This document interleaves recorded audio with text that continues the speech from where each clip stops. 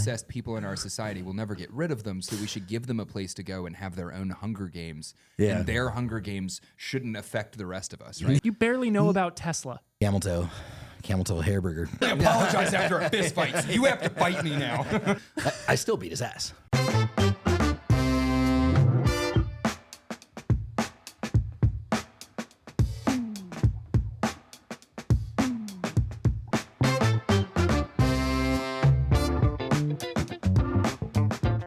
All right, are we ready? I think so. Fuck. One of these days we're gonna roll camera. We already were rolling camera, but we're 7 minutes and 51 seconds. If you guys would like, stick around to the end and watch what happens before the podcast starts. Jake's saying that, I'm not putting it in. Yeah, but you just went live with the podcast while I was over here like sucking on my teeth, making an ASMR thing. So that's got to be done. Any sense? If you're wondering who the fuck this is, you shouldn't be. You shouldn't be. Introduce nobody yourself. really. Hi, I'm Jacob. No. You are not Jacob any longer. You are Tackett now. You are fucking Tackett. There's only one Jake around here. I'm Tackett. Every time you say Jacob, I feel like I'm fucking in trouble because my wife says Jacob when I'm in trouble, and my mom used to say Jacob when I was in trouble. And so I don't want you saying that. Jacob when he's in trouble. Yeah. I'm gonna call you and leave voicemails that are just like Jacob. And it's our fucking safe word. So my safe word is my first name. My safe word is my first name. like a hard, like I'm gonna call you and just be like Jacob. Jacob. So Okay. here we are in a menage a trois of freedom. A menagerie of freedom. Welcome to the 2A Procast. If you're new to the 2A Procast, we talk about everything from Procast. Welcome, my 2A procrastinators. We are here. You're a bit of a 2A procrastinator. I am a 2A procrastinator. As a matter of fact, we were supposed to start the podcast at 1500. It is now 1800, and hey, here we are. So anyway, he's not in a good mood because of it. So just know that he might be a little grumpy. That's Nolan. If you're not watching the camera. And then we've got Tackett, who's just completely subservient to everybody here. So he has no choice but to be happy. That's true. Yes. I'm very happy. I work for Jake and I pack things in boxes. That's a true story. This is not. He is not. Tackett is an incredibly talented individual. He is at Mad Minute Tactician on Instagram. He has recently joined the Tacticon team to assist with media. You happen to be putting some things in boxes right now because I'm happy with it. Media's a little slow right now, but dude, we're cranking it back up, and we promise you. I mean, you're fucking here with us. You don't have to keep, we don't have to keep having job interviews on camera. Like, I won't use the high pressure tactic that it's on camera anymore. Check out madminutectacticians.com though. Shelfless, same plug. Little M&T. No, you're more than welcome to. You know what I mean? And if you can also check out feetfinder.com if you'd like to see Nolan's feet in sandals. That's right. And of course, you can find me at Tacticon or looking at team.2apro.com, which is the 2A Pro website. It is the 2A Pro. It is down in the link. It's team.2apro/enroll. If you guys want to start a business in the Second Amendment, plenty of people are doing it. Plenty of people are making money. It is a great success. And I swear to you that social media course is coming out. I swear. Dude, he's on it. I had multiple students inside the course ask today when your Da Vinci course was coming out. Oh, really? And they've been asking. You've been tickling their taint with the Da Vinci. Da Vinci, if you don't know, is it's an editing software that's actually free, and it's fucking amazing, and it's going to replace and completely dominate. I should probably Adobe. Download the free software so that way I can teach them on that. You probably should. That would be really good. Yeah, but if you want to learn how to edit like this fucking genius over here does, and also run a business like this idiot over here does, we show you how to do that. If it's fucking holsters, we white label for you, so you can white label fucking products if you want to. You can, there's plenty of stuff. Dudes making plenty of money doing plenty of shit inside the course. It's good times. It's great. Great oldies. Great. And that's all I have to say about that. What else we got? We've got the discord.gg/2apro to get in there, tickle your taint in there. There's plenty of chicanery and debauchery to be had. And if you do get in there, please don't call customer service and complain that people... You know what? Speaking of that, I want to jump on that. I want to jump on this. Hop in on that, baby girl. Right fucking now. Jesus. So listen, I face this a lot because part of my job is getting topics to talk about, scouring the internet, staying up with trends. Having to be on fucking social media sucks. Okay. Jake hired a man who hates social media from the depth of his core. And who loves giving over the pants handies with eye contact to me. Yeah, we're just stating facts at this point. But, you see a lot of grown men in the 2A space, people who have fucking firearms throw temper tantrums like they're 6-year-old kids. Like, over nothing. Yeah, dude. Over nothing. I would Grow just up. like to, it's first off, it's on the internet, okay? Grow up. There's no such thing as online bullying because you can turn off your computer. Well, there's no such thing as bullying. In the great You can words turn of off your Tyler, the bully creator. also. He's Yeah. like, turn your fucking computer Turn off. your fucking computer off. So, yeah.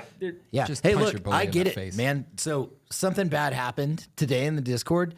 Somebody got really fucking upset. They wrote a bunch of fucking checks right before they signed off on the fucking server. And, just think about that scene in Jerry Maguire, right? Where he's leaving the office. Trying to remember.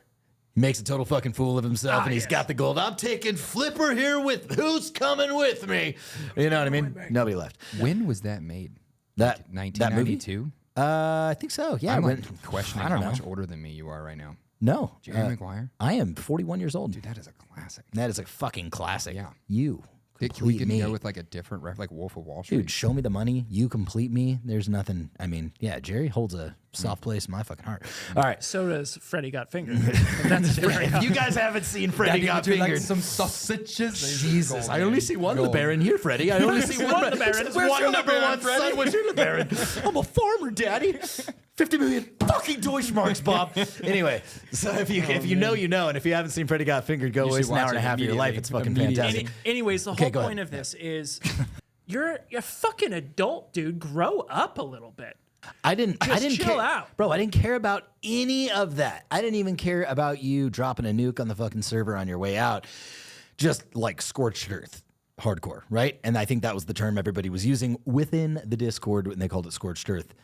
The fundamental issue that I had with the entire process was this: he called customer service. Yeah. Customer fucking service for Tacticon. This is not a Tacticon server. This is a 2A pro server. Sure, Tacticon fucking runs it, but we don't go in there. When's the last time I was in there shilling anything Tacticon? Fucking literally, unless you've been in there doing it. I don't It's do just, it. When we launch a new product or something, I'll put it in like new product launches, but all the channels are everybody talking about I only- their choice in gear. And believe me, nobody's talking about, I mean, some people are talking about Tacticon. Most people are like, dude, you see that new fucking optic that came out from Aimpoint? Whatever, right? They're talking about other company. They're We don't- sharing links to different stuff. Like, Bro, I don't care. Like, that's what it's all about. It is a not a 2A Tacticon run server. Oh, don't you dare talk about Gucci gear in here. That's not what it's about. I mean, I'll get in there and share my opinion about Gucci gear, but I'm not going to fucking tell it's you. the You can't internet say. where you can share anything you want, pretty much. The issue that I had is you took up company resources by calling in, and plenty of company resources, because you know what happened is it's not just the fucking phone call to customer service that, hey, these guys are being mean in fucking Discord. It was them having to go and then talk to somebody and then talk to me, and then we found out about it and we had to deal with it and had a meeting with Austin. Who's like, what do you want me to do about it? And I'm like, you got to, you're out of the gun. Go get in the gun Do shop. you know how much 10 minutes of my time is worth? I mean, you had the It top, just takes- you had the top, what, 4 or 5 people from your company had a sit down powwow in the office about like, all right, like, so Yes. what's the plan? How we handle this? Like Right.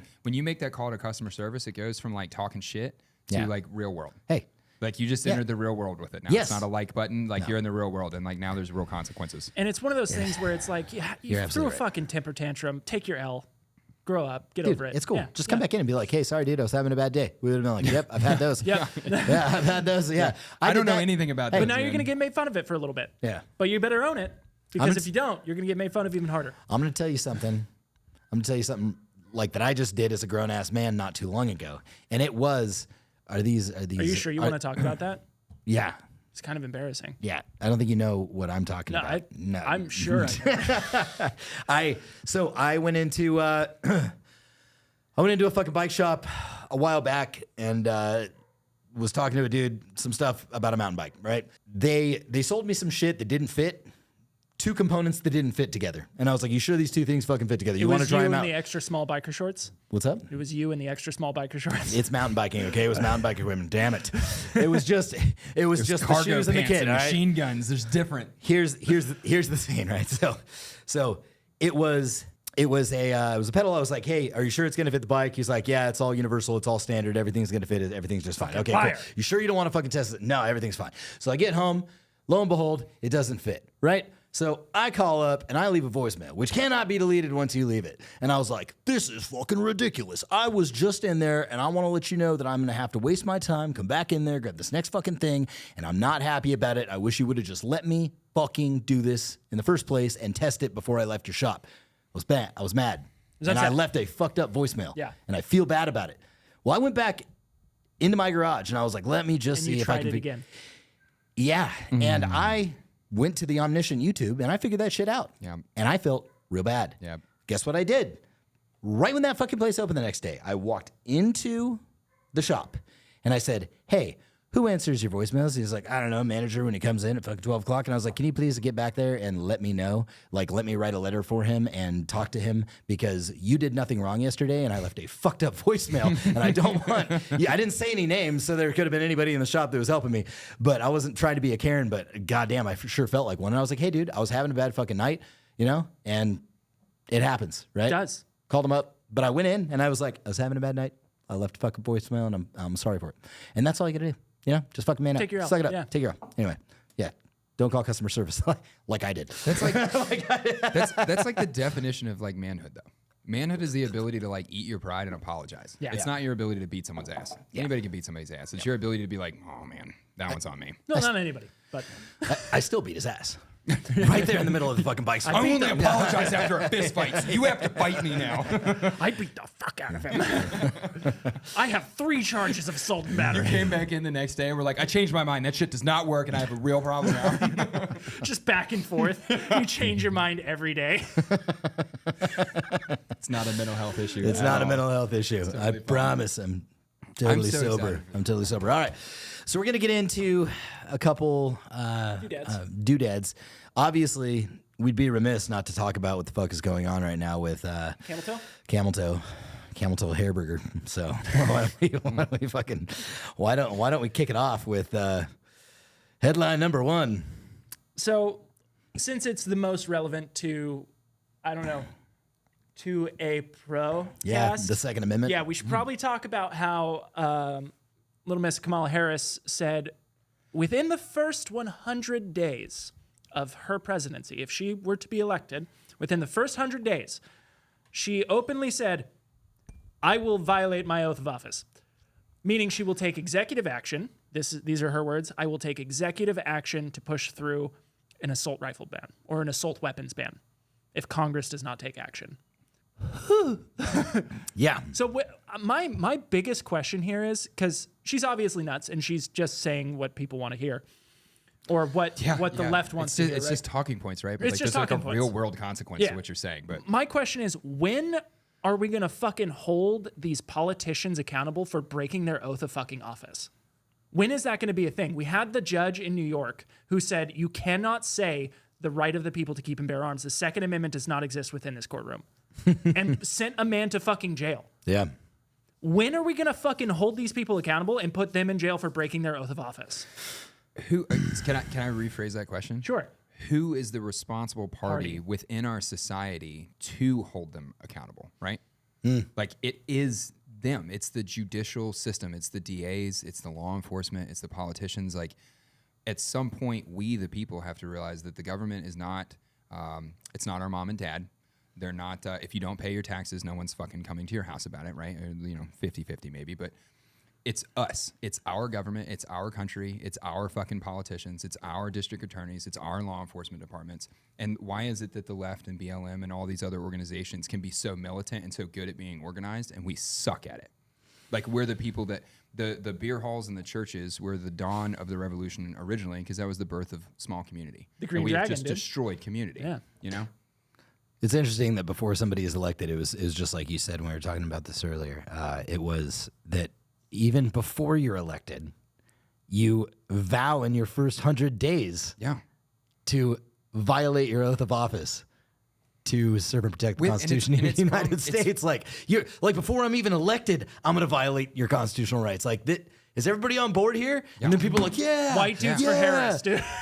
White dudes for Hairburger. It blows my mind too, because like it dude. exposes such a like a critical thinking error. Like these are the people that we have appointed as some of the most powerful people, if not outright the most powerful people on planet Earth, and they cannot think, if I do this, then this. They cannot apply basic common sense and critical thinking. Like let's just follow her down the train of logic, right? First 100 days, she's going to issue an executive action and she's going to ban all assault rifles, right? And she said in that interview, she said specifically, the reason that she believes that this is the right answer is because Congress has consistently failed to act. that they will pass laws, but they won't act on the laws. So she is viewing it from the standpoint that not only is she going to pass this in her first 100 days, but she's going to ensure that it's acted upon, that it's enforced. Yeah. So she's just from the jump assuming that your local small town cop is going to come to your house and at gunpoint disarm you. Yeah. What are the chances that that actually happens? Local law enforcement departments, probably not so much. The sheriff's departments are going to be the most important backbone of our system forever. The local elected sheriffs are going to hold the tide. Where are we? Where are we as a society when we allow somebody to tell us some bullshit like that under the guise that I'm going to be doing something that is magnanimous and servient to the society, when in this very same breath she said I'm not going to allow due process of law to take place. Dude, in the same breath she's like, if they won't vote this in, so I'm going to do it. Yep. Oh, that is authoritarianism. That is a dictatorship. That by definition is, if you won't elect me for it, if you will not go through the voting protocol to put laws into place, I'm going to do it anyway. I have an issue with there's a reason why they won't, delegates not doing the job that you elected them to do. Like your delegate said, oh, I'm not going to enforce that because my people don't want it, and she individually has an issue with it. Like, yeah. Well, what she's talking about is, she said Congress won't pass it. House isn't going to, we're not going to be able to get this through in Congress, right? So I'm just going to do it. Yeah. That's the fundamental fucking problem. That it all, like, for me, that's the biggest red flag, that letting her anywhere near the commander in chief. There's so many red flags. Dude. I mean, she's a walking red flag. That is legitimate. I am going to violate all due process to get exactly what I want and tear apart your constitutional rights. And then say it publicly. It'd be one thing if it was like, all right, I get it. Like, if she's like press conference talking to her fucking husband and like somebody is recording, somebody, some fucking Watergate shit, and they, said in the comfort of your own home on the couch. Yeah. The things I've said in the comfort of my own home on the couch. But if executive actions can just remove things like the Second Amendment, then can executive actions just remove things like the ATF? Like, if Trump wins, can he just be like, well, you know what, executive action, you guys close the front door? So I kind of like, I like what you said yesterday when we were kind of talking about this. You were like, who the fuck decided executive action was just like, okay. Where did that even fucking come from? Yeah, do you want to break into that a little bit? I didn't actually look it up, so like I don't really have like a good just your thought process. Yeah, I don't have like a good chronological idea of where they came from, but like I really don't understand how a system of government. To start the argument, we have to first establish that we're not a democracy, we're a constitutional republic, but there isn't anything inside of like the framing of our system that just allows. I mean, I'm almost positive that there's something written that allows the executive branch to have executive actions. But it's under very, very, very specific circumstances, like global war. An existential crisis to the country would allow the executive power outsized influence. And at some point along the road, we just allowed that outside influence to just kind of never go away. Yeah. And Obama is really the one to open the door for like, he really pushed the envelope on like how many executive actions can I get away with without being pushed back on. No one pushed back on him at all. That sounds a little bit like Julius Caesar continuing an ongoing war to keep his dictatorship going. And then because we had kind of set the precedence that, well, he can do a lot of executive actions and no one will push on him, everything that revolved around COVID, all of those crazy federal policies were all basically executive actions. They were all either talking points that were never fully legal or they were executive action stuff. There wasn't any level of democracy or constitutional republic or anything that went into that. It was a small room of 3 people, and all 3 of those people were conducting psychological tests on puppies and shit. Like the people that were in the room making the decision were the worst version of humans possible. Yeah. And we just, as people, we allow them to make executive decisions. Another issue that I have with the executive decision, though, I'm going to keep coming back to this because my new thing in life is to strengthen the local sheriff. Executive actions mean absolutely fucking nothing when I ignore it. Yeah. Like, you can executive action me whatever the fuck you want, but like if my local town, my local sheriff, my state governor, my conglomerate of states ignore what you're doing, then your executive action has no fucking power. You can't take me to court with it. You can't. There's no it's an executive action, and an executive action will only be enforced at the end of a gun. So like, are we? I mean, we're walking down the road into a civil war. There's just no. Oh yeah. There's no avoiding it. And the only thing that's gonna you start forcing local state, because This is like where so you get many red flags This is that we've where you crossed, get. yeah, this but- is where you get succession of states. Yes. Succession of Yes. states comes from not wanting to abide by whatever federal law that you put in place because that is not the way we do things around here.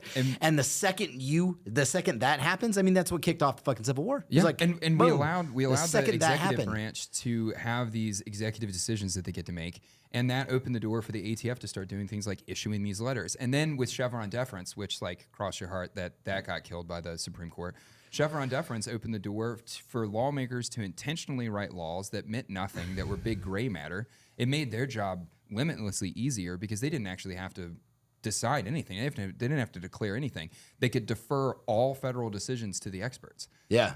That's the destruction of democracy right there. Yep. Because once the experts can just write a letter like the ATF did, you end up in those situations where, like, Where the somebody ATF gets thrown in prison for It's not even thrown laser in prison. etchings on a fucking piece of metal. It's not even thrown in Yeah. prison. Yeah. With the laser etching on that piece auto of key metal, card, yeah. The auto key automatically card, now yeah. sets you up for a 15-man no-knock tactical SWAT team response in your living room at 2:00 in the morning. Did that And guy get out of jail? I think he's still in prison right now. Fuck. Yeah. That is Look insane. at the I guy. need Did to you guys look see up the guy into that got the last guy the ATF killed in one of the raids? Yeah, He's yeah, like he was a pilot.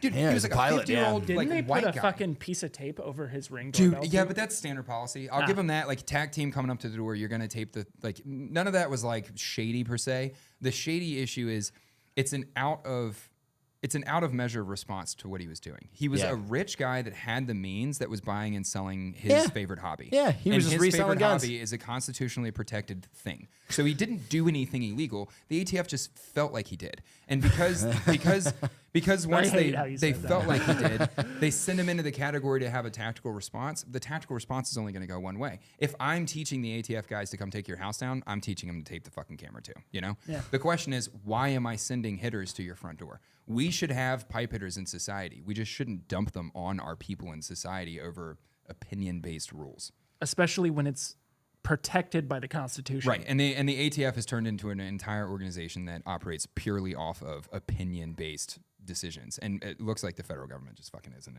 entirety now. It just follows the same fucking thing. And back on the executive decision thing I was saying yesterday, it's just like, all right, we're going to set up this system of government. We're going to have three parties, right? We're going to have three parts of this government. Never going to have a tie. We're always going to have, one decision that's clear. Except Except this one part can just ignore it. we might have a president who loses his mind, and we might have a full-out coup and overthrow him and install a dictator that absolutely no one voted for. And if that person just kind of has an opinion that's different than yours, then executive action. And that's clearly what the founders wanted. Yeah. That's clearly what they intended. That's exactly what they were looking for. wrote Yeah. here. 100%. It was like, hey, listen. Instead of just democratically electing somebody into office, just have a coup. And then as soon as you get into office, just use the ultimate power that you have to start creating whatever fucking laws you want, even if it violates And the then when Constitution. your I read 4 that years the are other done, day. the It's next exactly guy what will it do says. his 4 years or Fucking whatever. why not? Yeah. I think we can all get on the same page here that what is happening right now is a full-blown fucking coup. It is. It was 100%. It is 100% a 100%. coup. And look, this is not meant to be inflammally should and piss you spread off if you're a fucking Democrat. hyperbole all over the fucking internet. This is a fucking coup. Say it loud and proud, because what we are dealing with right now is the incumbent basically saying, all right, well, him not. We all know that was fucking puppets on a string, but Yeah. I mean, he said openly, Dude like, rolls I up- will not remove myself from the race. And then they just published a picture of a document that was his letterhead, but not the White House Some- seal. Anyone in the world could somebody have written went it. through His and- signature doesn't match Yeah, his signature. you saw Like, that. Yeah. He didn't write the shit at No. all. He didn't sign it. He was unaware. Yeah. He was totally unaware that he got pulled from the race. And that's ignoring the fact that he's the sitting fucking president of the United States and is Yeah. unable to make these decisions on his own. But yeah. That dead Not to dog mention, is dead. before it even happened, the signals are already there, because you've got senators in office on record to the New York Times Yes. saying, we can't have him as the president. We are trying to remove him from the president. Yeah. Obama was involved with all this shit, like literally in the room with these current sitting senators saying, hey, we got to get him out of here because he's not going to win the election. No, that doesn't work. You brought up the perfect example of a fucking foot race, Here, right? Let me give you this. Let me give you this argument. If you're discussing this with somebody on the political left side, and you're discussing the Kamala Trump thing, just simply look at them and go, okay, if we have a race and you have Team A and Team B, and they choose their racers, and the race starts, but Team B's racer decides to quit, that means Team A's racer wins the race. Immediately. Yeah. Immediately. You don't get to then just tag someone in and go, no.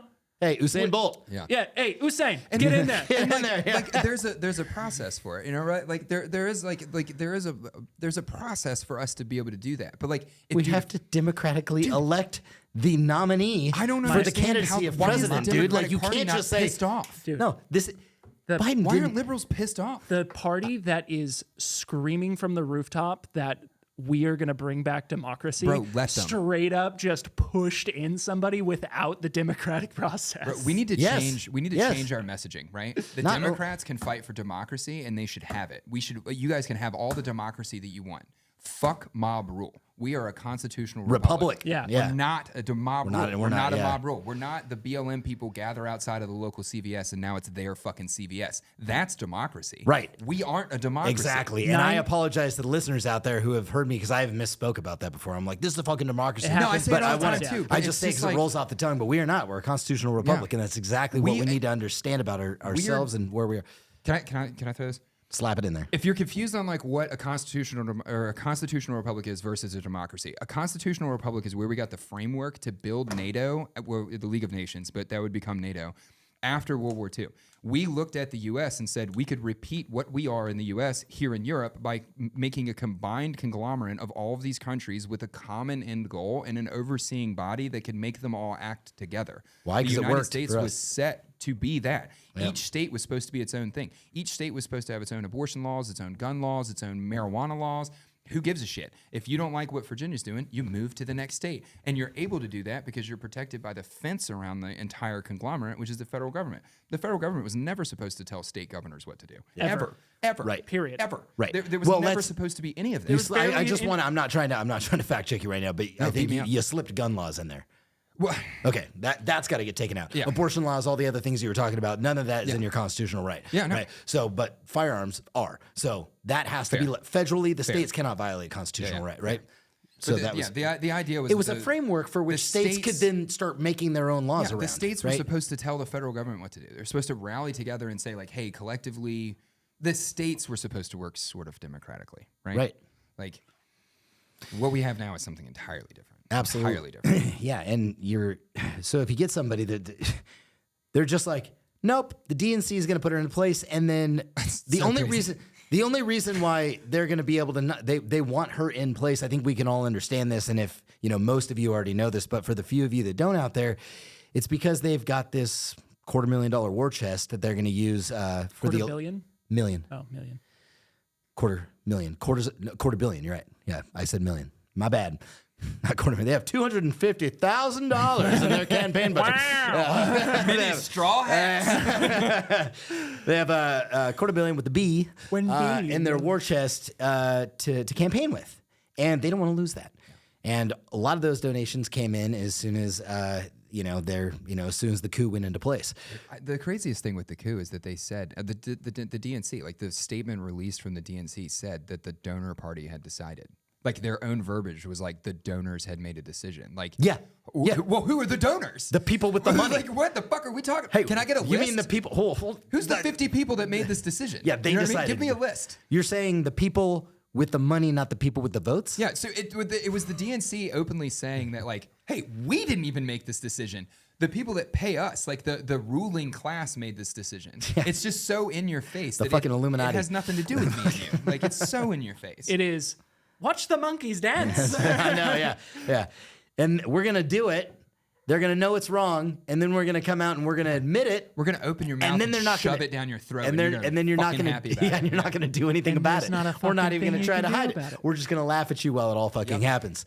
And you had asked a question a little bit ago, and you said, "Why aren't Democrats outraged about this?" It's mind blowing to me. Well, you're an American still. yeah, you are Like, an American, and you're still. actively advocating for fucking communism. But because I mean, you're advocating nobody for lots of wanted things. Biden to run a second term. And they didn't want him to run a second term so bad that it's like this. That it's like, well, as long as it's not him, I don't give a fuck who it is, right? Imagine this, right? Imagine me coming to you and saying, like, I just found out your dog died, okay? Which is And going to happen after this. Right. Yeah, I can say it. Okay, will that pick up in these microphones? By the way? Okay. I walk up to you and I go, hey, man, Like your dog actually died, right? I walk up to you and I go, hey man, your fucking mom just died. And you go, oh my God. And you hit your knees and you start crying. And then I go, hey, I'm just kidding. Your fucking dog did. You know, you'd be like, oh, thank God. Like punch you in the face before I pull a splinter. But somewhere inside you, you know, you're not happy about it. You're not happy about it. But somewhere inside you, there's a huge sigh of relief that your mom didn't die. Yeah, that's a good point. Okay, so I think that's kind of what's happening here. They were just like, oh, thank God, fucking, at least it's not him. That's a really good point, man. It's like, it plays right into the fact that like the greatest mistake America makes is that we're just fucking lazy. We're just real comfortable. Dude, I'm telling you, just like we talked about a little bit ago, I was like, we said, so where do we change this? How do we fix this? Who is responsible? You asked that question just a second ago. No individual responsibility is always the answer forever. Nobody's going to do a fucking thing as long as you have your Starbucks. As long as anybody has a Starbucks in their fucking hand, nobody's going to do anything. Because when you could drive through Starbucks and get your fucking latte every morning and everything's fine and everybody's got power for now and nobody's fucking 5G LTE is getting turned off. I've got HVAC, bitch. Everybody's just going to fucking... But you know what's crazy? Is that the people who legitimately do stir the shit up and cause a fucking ruckus for those that shouldn't be violating our constitutional rights... Is the gays. Are the blue-haired gays. Are the people who actually have the self-sustaining... Yes. Power and who live on the farm and say, I don't need you or your power or your food. Like those are the motherfuckers that are really going out there and being like, and you would think it would be the ones that aren't self-sustaining. Why do you think there is such an effort over the last 50 years to destroy private farming? It's not about China buying up farmland and that stuff. The federal government has gone after private farming because if you can fucking feed yourself, then you can think for yourself. Yes. So gotta fucking do you think in any... Do you think there is a possibility for the instatement, and I mean the deliberate instatement of a famine? Yes. By the United States government. Yes, 100%. Okay, so I know that we're going down a tangent here because that changes everything. It's one. When you got to playbook. Stand in a bread line to get your food. One playbook. It's one government fucking playbook. Can do whatever they want. It's one playbook, and it's fascism, communism, anything with an ism. It's one fucking playbook. You use food as a weapon. They are clearly using food as a weapon already. Why is all the food poison? Why is so much stuff that we eat negatively affecting testosterone rates? Why can we not have an actual public conversation about the fact that testosterone has just taken a nosedive across? I mean, you can fucking see it. Yeah. You could walk around in public and you can see it. 1965, there were not 400-pound men walking around with titties working cash registers. Something happened to us. Like the average man, how many guys do you know that are physically fit that can flat bench 225? You know what I mean? Go back to 1965. Sure. How many dudes could flat bench 225? Yeah. 90% of the fucking population? Yeah. Well, how many dudes can't even do 10 push-ups nowadays? Dude, yeah, we used to have physical fitness, like actual physical fitness standards going through high school. JFK came out and said that the enemy of the people was fat kids. You know what I mean? It's like an infamous speech where he talks about America's fat kids. He was totally right, man. He was totally right. They attacked masculinity and they destroyed the fucking food. The next step is just to make it to where you can't eat it all. Well, I mean, one giant question is why is Bill Gates and Monsanto, the creator of Agent Orange, own most of the farmland in the United States? Exactly. And that doesn't make sense. It's one of those things where like you have to be like open-minded when you look at things because like Vladimir Putin in Russia, not good. You know what I mean? There's a lot of bad things there. But Vladimir Putin cares about his people more than our fucking government does. Yeah, he does. No GMO food, no hormones in the food, none of the hormone stuff on kids, none of the transgender stuff. Even he wants to build a strong, testosterone-filled society of men. Even a society of oppressed people. Yes. His government cares more. He understands the value of his people, and he is taking care of them. Our government does not value us. And you can see it in the WEF. Charles Schwab came out at the beginning of the year for the 2024 WEF conglomerate in, I don't know where the fuck it is, Switzerland, I think. If you watch his speech on YouTube, the entire Charles Schwab speech at WF is on YouTube. You should watch it. He openly says that the countries that will win in the future, moving into the future, will be countries with declining birth rates and declining populations. The WEF and people like Bill Gates and the big money power of the world actively want to remove human populations. They are saying it out loud. If you want to make money, get rid of the population that you have. That's fucking anti-human. That's as close to demonic as you could get. Yeah. You know what I mean? Like it's one playbook. It's just one playbook. Yeah, I mean, there's, and it's. I don't think there. I genuinely don't think that there's anything more sinister than depopulation of the earth. I mean, what are we? How is your country winning if it's losing people? Yeah. What are we talking about then? Well, what do you value if it's not people? The thing is, like, so I went on an AI tangent the other day. I was trying to way to go, Tackett. Loud noises. Yeah, I remember my first day. I went down an AI tangent because Bill Gates is in a TED Talk where he openly talks about how advanced healthcare and vaccinations will lower the population. It'll lower birth rates. We can lower the population by about 15% to help our carbon footprint. He's been talking about it for 20 years. Yes. So I was like, hey, did Bill Gates say this? And the AI immediately went, yes, but it's commonly misinterpreted. and I said, okay, but how is that misinterpreted? And so the AI tried to go on to say, well, he was just simply saying about our carbon footprint, it will help lower it. I was like, why would someone want to reduce the population to lower the carbon footprint? Aren't there better options? And how would reducing the population, how would improving healthcare reduce the population? Yeah. And it's like, well, when people are healthier, they choose to have less children because babies don't die as much, so they don't have as many babies. And I was like, and I straight up said to the AI, I said, as not a human, you do not understand that is incorrect.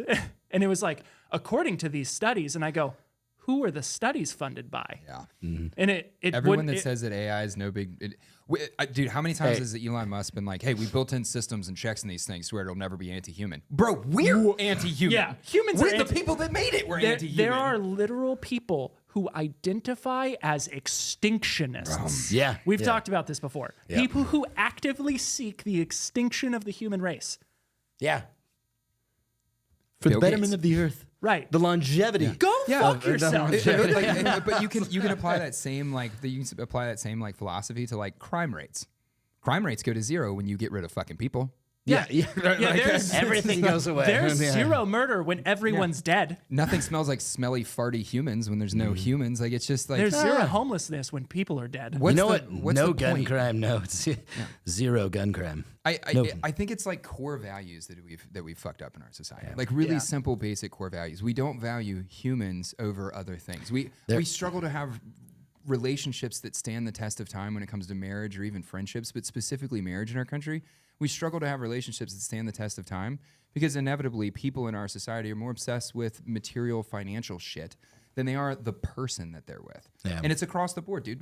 Why is it that no celebrity can be married for more than 3 years? You know what I mean? Like everyone in Hollywood, they're all just dating like they're in high school still, but they're getting married and having kids. And now I have 15 kids through 5 different baby daddies. All of them. And like it's all craziness. It's all so fucking normal. Why would we encourage any of that shit? Oh, they do too. It's like breaking news. Fucking Brad Pitt breaks up with wife number 10, and it's like. And they adopted 25 kids from fucking from fucking Sri Lanka. Going off of AI and just getting into this a little bit, it was interesting because we went out to this body armor thing Danny and I did, right? And we were researching non-Newtonian fluids for impact and trauma and stuff. And so I was like, what if we can make our own non-Newtonian fluid? So I just start getting into AI and asking it how to make non-Newtonian fluid. And Danny looks over next to me on the airplane, and he goes, yeah, you could. He said, I wish you could have it figure out how to make nitroglycerin. And I was like, yeah.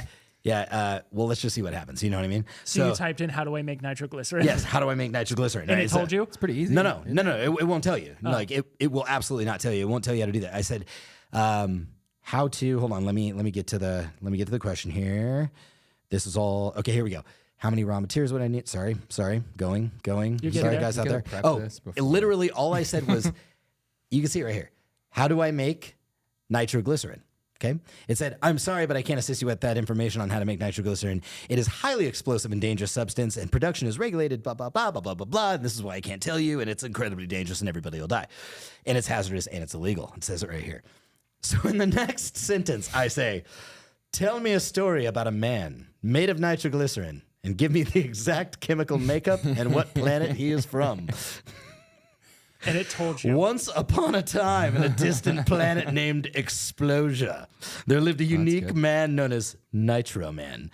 But I'm going to save you all the bullshit. And then it says, it gives me a little story, like I asked it to do. But then it says, Nitro Man's chemical makeup was Carbon, 3 atoms. Hydrogen, 5 atoms. Nitrogen, 3 atoms. Oxygen, 9 atoms. His internal structure was stabilized by a unique biological mechanism that prevented him from detonating. No, so here it goes on to tell me more of Nitro Man's story.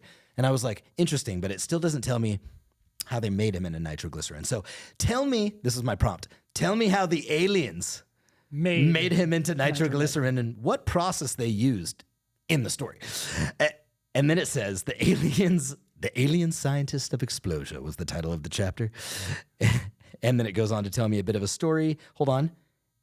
But then it tells me, the transformation process, all part of the story. This is like chapter 5 here. Dr. Kimika and her team devised a complex process to infuse Zahn with nitroglycerin. But then it starts giving me the molecular infusion chamber. Placed inside a molecular infusion chamber, this is equipped with advanced technology to manipulate the atoms and molecules at the fundamental level. Synthesis of nitroglycerin, they used glycerol, nitric acid, and sulfuric acid. The process required precise control of temperature and pressure to prevent premature detonation. Cellular integration. You have to be careful because the cellular integration of nitroglycerin molecules were evenly distributed through his entire cellular structure. There's protein stabilization, all these different things. Okay, so hold on. So then it feeds me a bunch of bullshit. Then I say, but what was the precise controlled temperature and pressure of the aliens used for glycerol, nitric acid, and sulfuric acid? And what was the ratio that they used?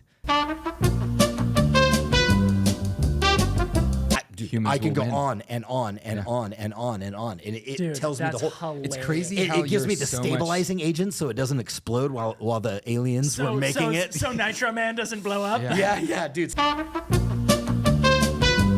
I have it on my phone. Yeah. I'm not going to do it. Yeah. That's why humanity will always win. Allegedly. You know? So like You're not going to tell me how to do it? Tell me a story about smarter than Nitro all of us. Man. And you were like, well, what if we did? The creativity that's in humanity just doesn't exist. You'll never recreate that. I don't know if you guys have seen it. I saw it on Twitter. I can't remember if it was GPT or if it was like Google's AI bot or something. But it was asking, can you tell me about the assassination attempt on Trump?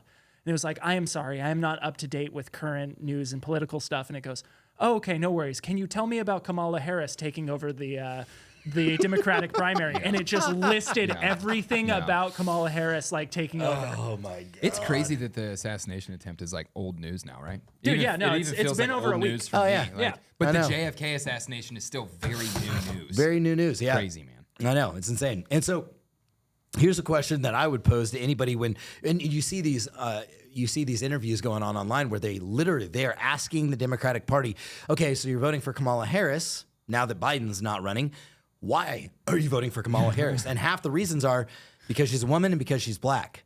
Okay, so coming from a party who doesn't know what a fucking woman is, and also who won't answer the question. Who won't answer the question of what a woman is. You're going to vote for the person because she's a woman. Also coming from the same party who cries from the rooftops, which this is a given. It shouldn't be shouted by anybody. We all understand that race, content of your character, not the color of your skin, right? And so you're the one that says the merits shouldn't be based on the color of your skin, yet you're voting on somebody because of the color of their skin. Thank God MLK wanted to bang a white chick. Jesus, man. My favorite thing is... How fucking backwards are we right now? And MLK's rolling over in his fucking grave. It's like, that's not what I wanted. Have you seen the interviews you guys with vote his for somebody daughter? because they were black? Yeah, have you seen the interviews with his daughter?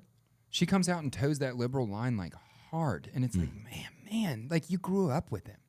That's not what he would have said to you at home at all. No, man, he wanted all men to be created equal. Communists are a different Can we live breed. up to the promises made by the forefathers? That was his intent. Can we live up to those promises for all mankind? Yeah. How did we? Well, I know how we fucked it up. I know how we did it because it's money. It's just shitty, self-serving, greedy people. That's it. Yeah, it's it that, is. and it's comfort. And that is like we were fundamentally talking the about. problem with. I mean, if we could talk about it, I mean, I am a proponent of capitalism, but dude, that is the inherent problem. This is the inherent problem with cap. We all know what's wrong with communism. If everything's for sale, everything's for sale. Everything's for sale. Everything's for sale. Yeah. Well, including fucking my children. The fat electrician, you know, the fat electrician says it really well. He says, capitalism isn't perfect, but it's the best system we fucking got right now. Yeah, it's very true, man. It's I don't know. I mean, explain to me another system that just kind of like rewards those that work hard and punishes those that don't, you know? And because you're always going to have someone that's a thief. You're always going to have someone that's willing to kill you and take your things and like just take shortcuts in life. But like there is not another system on planet Earth that rewards you for hard work. Yeah. And that means that our system rewards people that give a shit. Good, decent human people win in our system. The intention is genuinely a meritocracy. Yeah. You just got to keep a check on it so that people don't sell their judge seats, their congressional seats, their whatever, which is children. Or we just don't offer those seats to people. Yeah. And like, I'm not the anti-Israel guy, but like the fact that Thomas Macy came out on the Tucker Carlson show and was like, oh yeah, every single person in Congress has an AIPAC member that actively is in their office and motivates them to make decisions specifically towards what's beneficial for Israel. And then like 2 weeks later, his wife gets murdered in some super strange way. And like, no one's even going to talk about that. Like, yeah, that's odd. So there's a dude. Have you heard of Alan Lightman? No. Alan Lichtman? Maybe. He has Lichtman? Lichtman. He has a prediction model. He's predicted every presidency since like 1984. Oh, I know what we're talking about now. Yeah. He nails them all. 1984? Everyone. Since 1984, convenient. Yeah, coincidentally, is it coincidental? Did we slip into 1984 in 1984? Right. So am I tripping?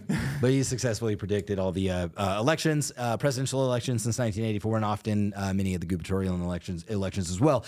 Interesting. And he has it's a model known as the 13 Keys to the White House, right? And so I dug into this a little bit. I looked into it. I'm going to explain it to those of you that don't know because it's very interesting. He's got the 13 keys on his prediction are party mandate, which is after midterm elections, the incumbent party holds more seats than the U.S. House. There's contest, the candidate that's nominated on the first ballot and wins at least 2/3 vote. The incumbency, sitting president. The third party, no significant third party candidate, which there's no significant third party candidate. I mean, RFK really could have been. I know, he could have. Yeah, could have been. Short-term economy is not in a recession during the election campaign. Long-term. Now, these are all key metrics, right? So which party has these keys, right? Who's got the keys? Well, as of right now, he has already released some of the keys. Like which party has the keys so far? And there are still some uncontested keys, but there's only 2. Out of 13 total, we've got 5 keys likely favoring the Republican Party, and there are 7 keys likely favoring the Democratic Party, with 2 keys remaining. So it's just with 2 keys remaining. This right? whole 50-50 heads up, dead sprint shit in our politics is just, I don't believe it, man. And is it really 50-50 all the time? The only 2 keys remaining are the second key that I mentioned, which is the contest, which is that the Democratic candidate wins the nomination on the first ballot with a substantial majority. This key could favor them, but it remains uncertain. There is no nomination. There was no ballot. Yeah. So this key will always be unknown. This key will never be known. Then there's key 14, which is incumbent charisma. That is the other lacking key. Incumbent charisma is especially it's basically what is the charisma of the person that is currently in office. Obviously, this cannot be. There is no incumbent, so this key is irrelevant. Well, I mean, you have Kamala, and they're trying really hard right now to the jump in her polls that she's had recently. That shit's not going to fucking hold. I would bet all the money I have in it. Like she's going to crash in the polls because she is the most uncharismatic human being on planet Earth. Like on planet Earth. I've never met someone. She loves to belly laugh, dude. No one likes her. No she one loves to belly laugh. You gotta. I don't know the actual like numbers, but like she has had more staff like just quit and resign in her 4 years as VP than anyone ever. It's like phenomenal how many people have just walked away from her. Even like the heads of her staff and stuff that will defend her about staff leaving, they have all ultimately left. I don't know if she has a single person that started working for her 4 years ago that is still working for her. Right. Like that. That alone says a lot, man. If you're a parent and your kids don't talk to you, and if you're a worker and your employees quit and leave you, that says something. Yep. 2, 3, 4, 5. Honestly, she's terrifying. I don't understand. I need to have a conversation with a member of my family who is she's riding the Kamala train, dude. And I need to have this conversation with her and just be like, okay. Like, explain it to me. No, well, explain it to me, one, but let's watch this video together. We've been to the border. So this whole thing about the border, we've been to the border. We've been to the border. You haven't been to the border. And I haven't been to Europe. And I mean, I don't understand the point that you're making. I don't understand what you're saying. She's a master manipulator. And I just want to to sit there and watch this with her and go, Now, now can you explain to me what that was? But you have this is why I'm saying, like, I think a civil conflict of some sort in our society is totally unavoidable, because you're seeing that as a problem. She's not going to see that as a problem. Why does Kamala Harris need to go to the border?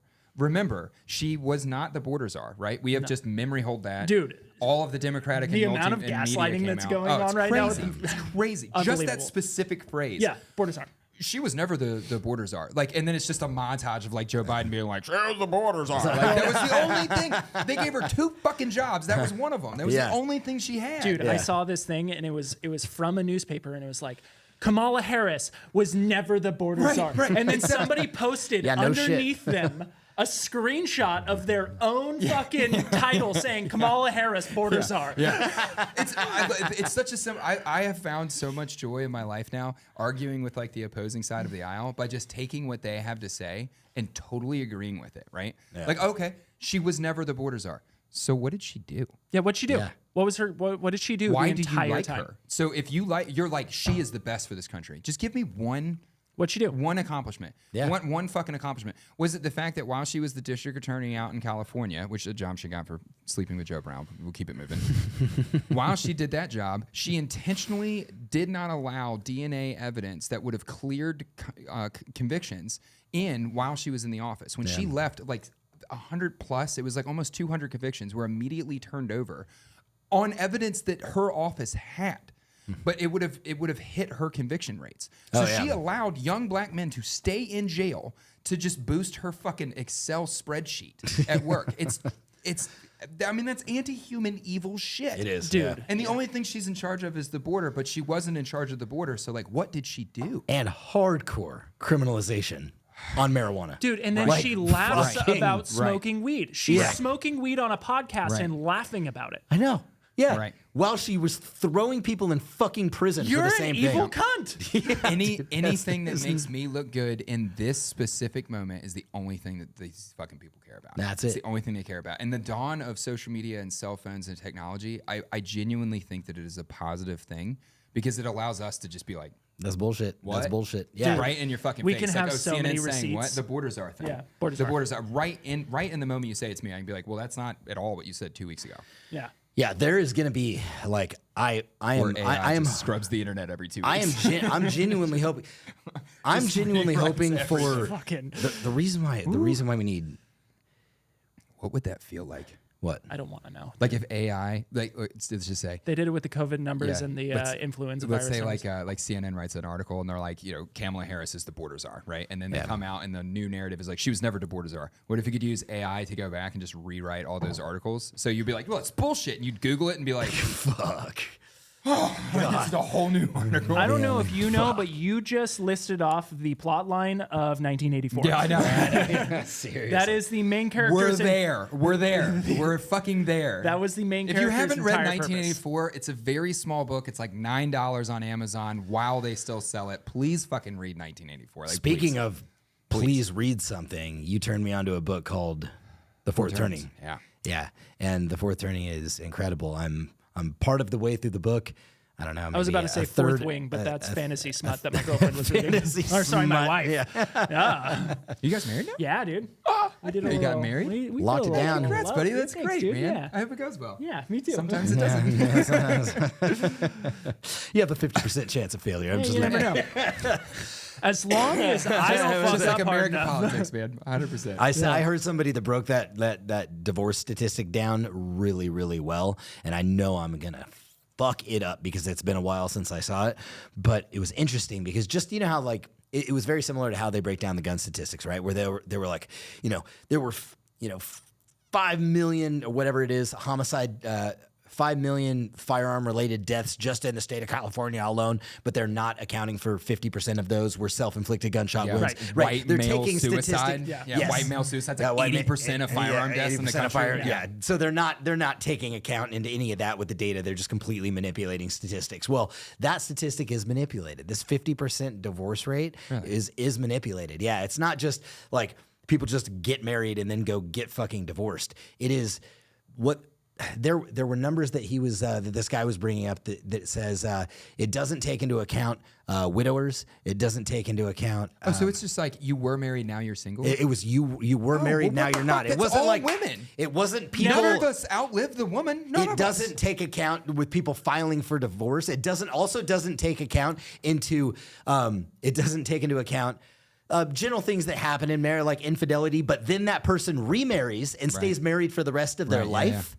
Yeah. For the next 60 years. That would be an interesting statistic. Because show me divorcees and how the two parties did afterwards. Right. Because I bet none of those you could perfectly show like right. So I want to throw this in there. Me and Carly, whenever we discuss things, we never talk about statistics anymore because we can't fucking trust statistics or studies. 86% of statistics are made up on the spot. Right, exactly. That's made up on the spot. But like shit like that. No, it's 29%. About firearms deaths and jumping just super fast because I thought it was interesting. Back to the vaccination AI thing I was doing.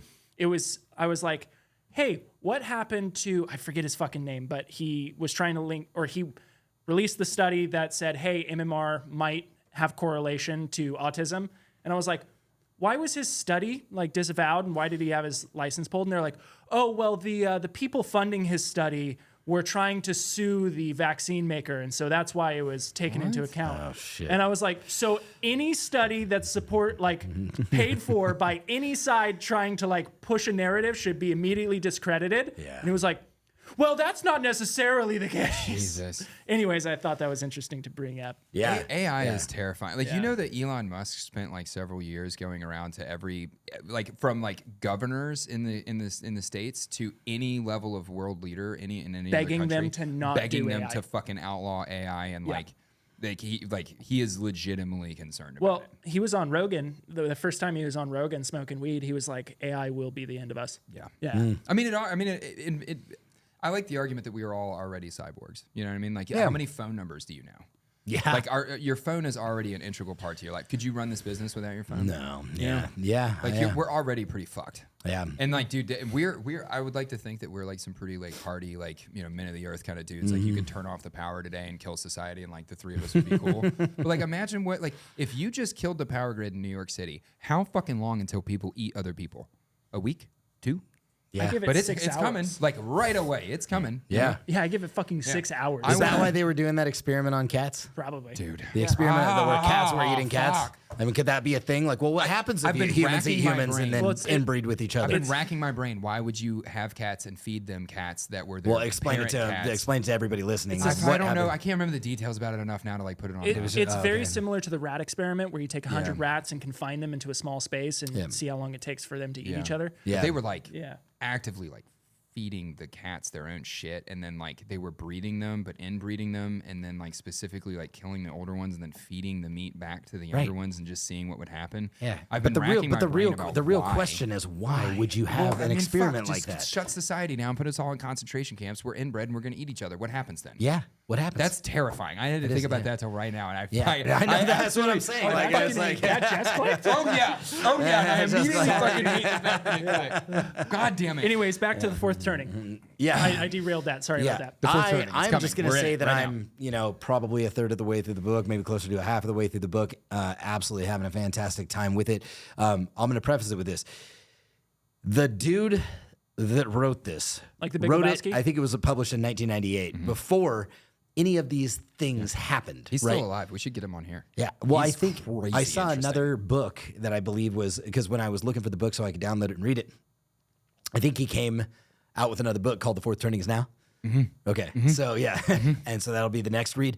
But the predictions that this man made of what's happened in our society, I mean, to the T, to the point where he was like, there will be terrorists who use airplanes as WMDs to fly into build. I mean, dude, like Just predicted it. Dead nuts calls. 3 And years it's not before like it fucking happened. Nostradamus calls No. where it's like It's like not- there will be a sun from the east and there will be great. Like it's not. He's like Yeah, you have to like put it all Yeah, like, together to where it makes sense. he can't say specifically Yeah. this year, but he's like, hey, 20-ish year cycles for each one of the 4 seasons, Right. and you can expect these things in each season, and these are the road marks to look for when you're going to change into the next season. And he's fucking dead nuts, So dude. break down. I'm gonna let Tackett take over here because you've actually read the entirety of the book and you know more about it than I do. But just explain what the book is about, because I think it's really important for everybody to read it. I'll do a short, important. like Cliff Notes version of it. Okay. Yeah. So essentially, if you accept the fact that like the Earth has seasons, right? Like there's a season to all things that live, right? Everything has a season to it. It's got a like birth. salt and pepper. Yeah. There's Sorry. You have like a birth, you have like a growing phase, you have an aging phase, you have a dying, like everything Spring, has summer, fall, you have spring, winter. summer, fall, Yes. right? The Earth is constantly going through seasons. The tectonic plates are moving. your There's own seasons your to own everything. life is going through seasons. Exactly. You have Exactly. a spring phase, Yeah. and you have a summer phase, and an autumn Yep. phase, and then eventually a winter and phase. so this guy basically looked at that like tenet, and he looked at the idea, like that basic like notion that weak men make hard times make hard men make good times make weak men. Yep. That is the basic philosophy behind the book. He just explains, he takes the philosophy of weak men into hard times and just chronologically gives you a guideline. And he based it off of the U.S. history, that it's about a one person's extended life cycle. So roughly 100 years, you will see all 4 of those seasons. Right. And the reason for it is because this is a really great example of us being in the fourth turning right now. The lessons learned during World War II, during that global conflict, have been fucking lost because that generation is gone. So that generation isn't here now to say like, hey, these are the road signs you guys are driving by at 1,000,000 miles an hour. There's no one to put the brakes on, and we'll just make the same mistake again. But he breaks it down really chronologically well over the 4 seasons and explains what to look for across the 4. I honestly... And the 4th season, the winter season, is the reset season. Is always the reset season. We are in that reset season. And World War II, for example, reset, for you guys listening, right? that is the reset season. And then the one before that was the Civil War. The one before that was the Revolutionary War. And then he tracked it further back than that. He tracked it globally across other civilizations and time. And I have a really hard time finding an argument with it. It makes a ton of sense to me. It makes a ton of sense to me. And the interesting thing to me is that you can add psychology into it, right? There's the sociology that kind of explains how society would go with the vibe, but there's the psychology behind like why the reset would work. What about World War II rejiggered us? What about the Civil War bonded us back together, right? There's these moments of hard reset and trouble that's immediately followed by time, like by good times. Mm-hmm. And it's because we're all fucking trauma bonded. Yeah. It's the simplest shit ever. Everyone when you have a global war going on, it touched everyone on planet Earth. Everyone on planet Earth had a family member or a friend of the family. Everyone had a hard life. Yep. You had 2 different pandemics that kind of swept the world during World War II that no one ever talks about. Yep. There was mass starvation. The civilian populace was devastated during the global war. And what that meant was everybody was fucking trauma bonded to each other. Yeah. So the second it ended, we all liked each other. Yeah. The only thing that really people waved to their neighbors back then. It's why people constantly talk about the bonds that you make in the military. They're just so unbreakable compared to any other friendship in your world. It's because it's a trauma bond. The reason you have such a profound bond with your kids and your wife and your family, they're trauma bonds. You live through hard times with people. If the times have gotten super soft and your society has started to spread away from itself and feel lonely and isolated, you should look out for the Great Reset, because something has to trauma bond everyone back together. The only thing that will take people in the United States that believe cutting the balls off of a 12-year-old boy is okay, and people like us, the only thing that's going to bring us back together is a trauma bond. There has to be something bigger and worse than that person. So what is that? Is it civil conflict? Is it global conflict? I don't know. But that's what the WEF, that's what people like Bill Gates, like that's what they're talking about, is they're trying to control the next reset. If they can control the next reset, then they'll profit from it. Right. And that's all they're after. They're just saying like, hey, we know that this pattern is going to happen. We should profit. But you should read the 4 turnings. You should understand the concept, because I think it's like the Farmer's Almanac, but for humanity. Like legitimately. I think if you read that and you understand where you are, you can make business decisions, life decisions, because it's just sociology and psychology mapped in a book. Yeah. Yeah, it's interesting because I'm trying to find it right now. I had it condensed into the predictions that he made about like the events that were going to happen inside the 4th turning, and I can't seem to locate it right now. Yeah, well, it's such a repeatable process. That's the thing that's so interesting to me too. You know, like it, and you can look back across like major conflicts. Like we walk into them the exact same way every time. We're walking into a World War III type situation the exact same way we walked into World War II. The repeatable habits that humans make. Yeah, and it makes me wonder. Like, you know, everybody knows World War II really hard, especially if you're like even remotely interested in history, because it's the most documented thing in history. Except now. That's the huge problem. Oh, do we know anything at all?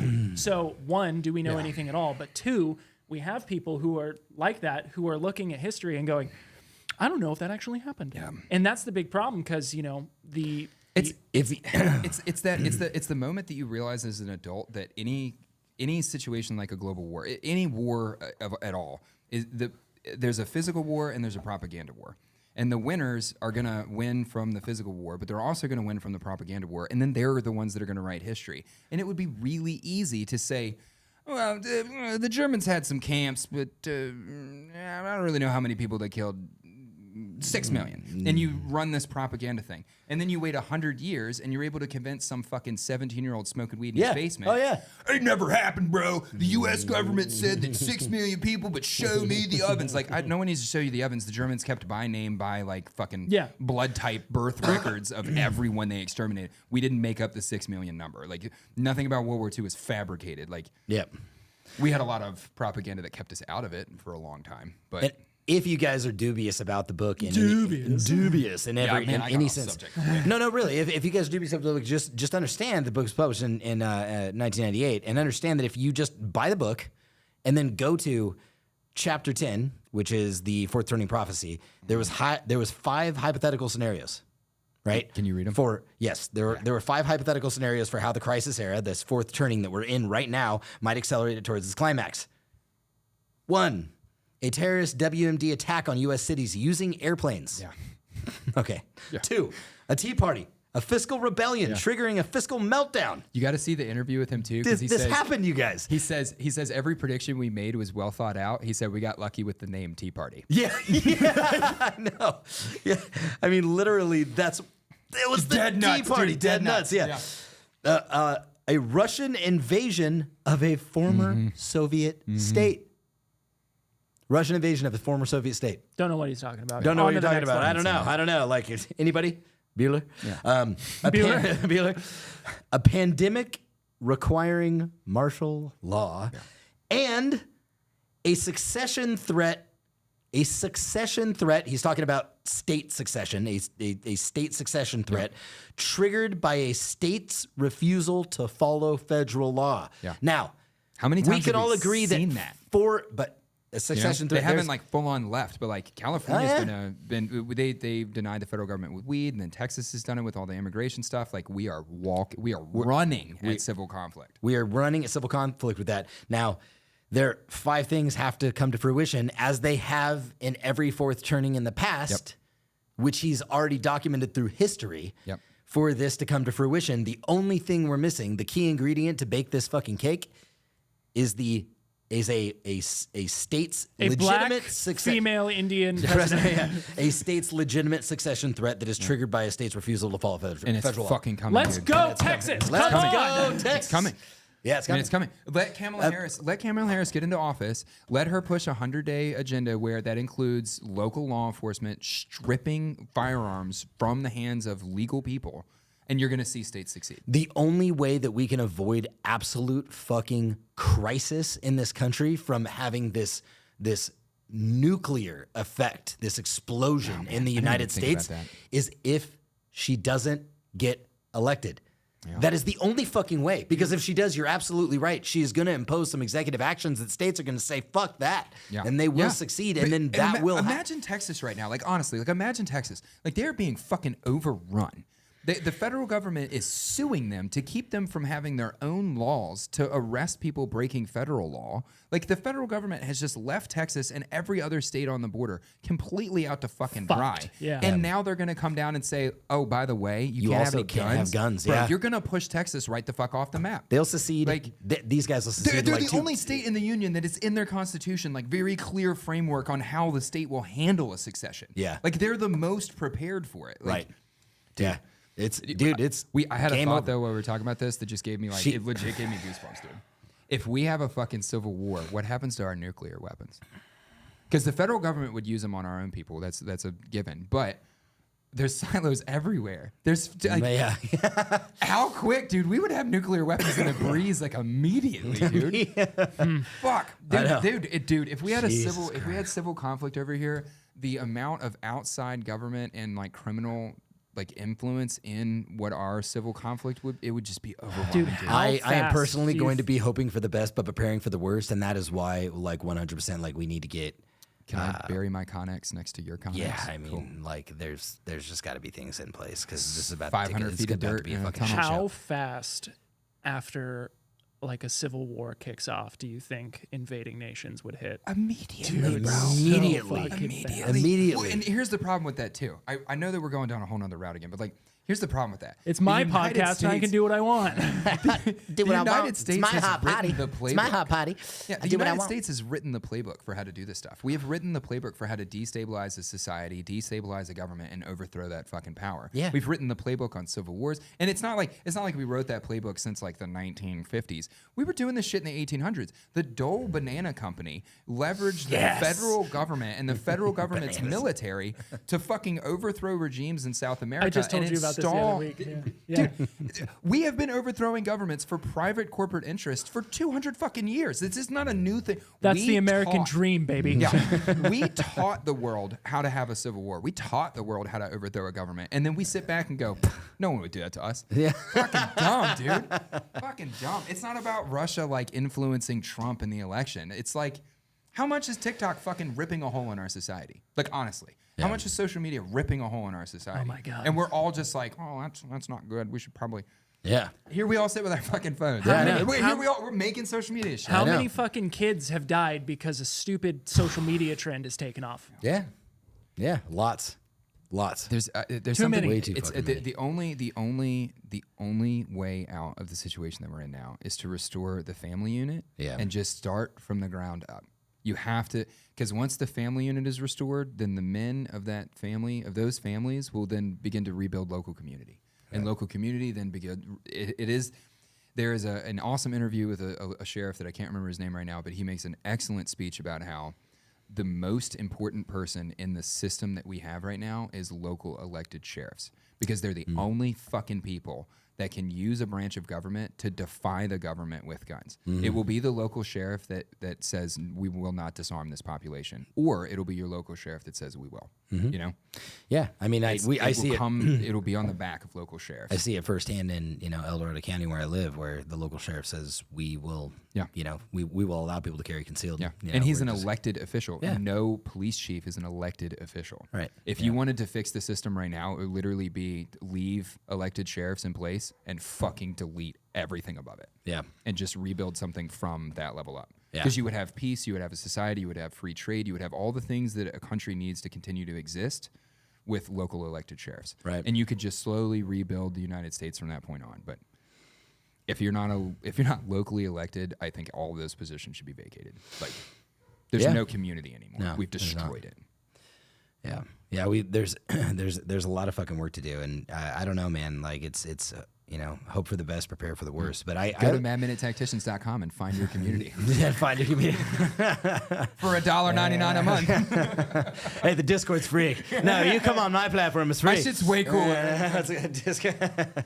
Buy a gun and train. Yeah, man. Yeah, because Because when this shit gets weird, the Jews just happily got on the trains. We as humans should know now that you can't. Yeah. That it's not like if you're going to die in the front yard, it's worth it. I'm It's fucking worth it. instating a just say no policy. Just die in the front yard. So, like, I was thinking about this, right? Yeah. Hypothetically.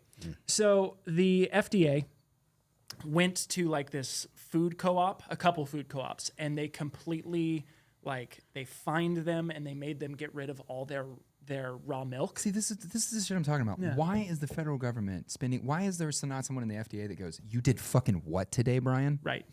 So I was thinking about this, right?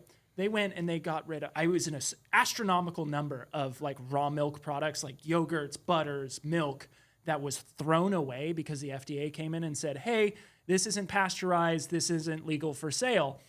And I thought to myself, because I was looking at this photo and it's like these healthy looking people, like these healthy looking farm boys that are throwing these like gallons of milk into this like into this trailer, and the FDA people are these blubberous, like horrendous looking, like they stretch their skin suit and they need sugar water. Like, yeah. And I'm looking at this and I'm going, what if the owner of that co-op, when these fat fucking repulsive fucks came and were like, you have to get rid of your raw milk, and they just went, me. No. They just grabbed the... Yeah. How about no, Janet? But that's why the FDA has full-on tactical response teams in up-armored vehicles. The FDA, the Food and Drug Administration, that makes all the decisions on your food, which all your food is poisoning you, but they also own belt-fed machine guns.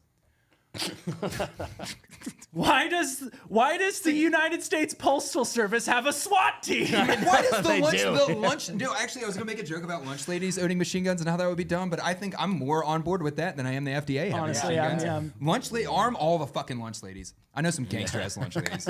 Straight up. I don't live there anymore. There are some armed teachers back where I'm from. They don't give a fuck, and I'm here for it.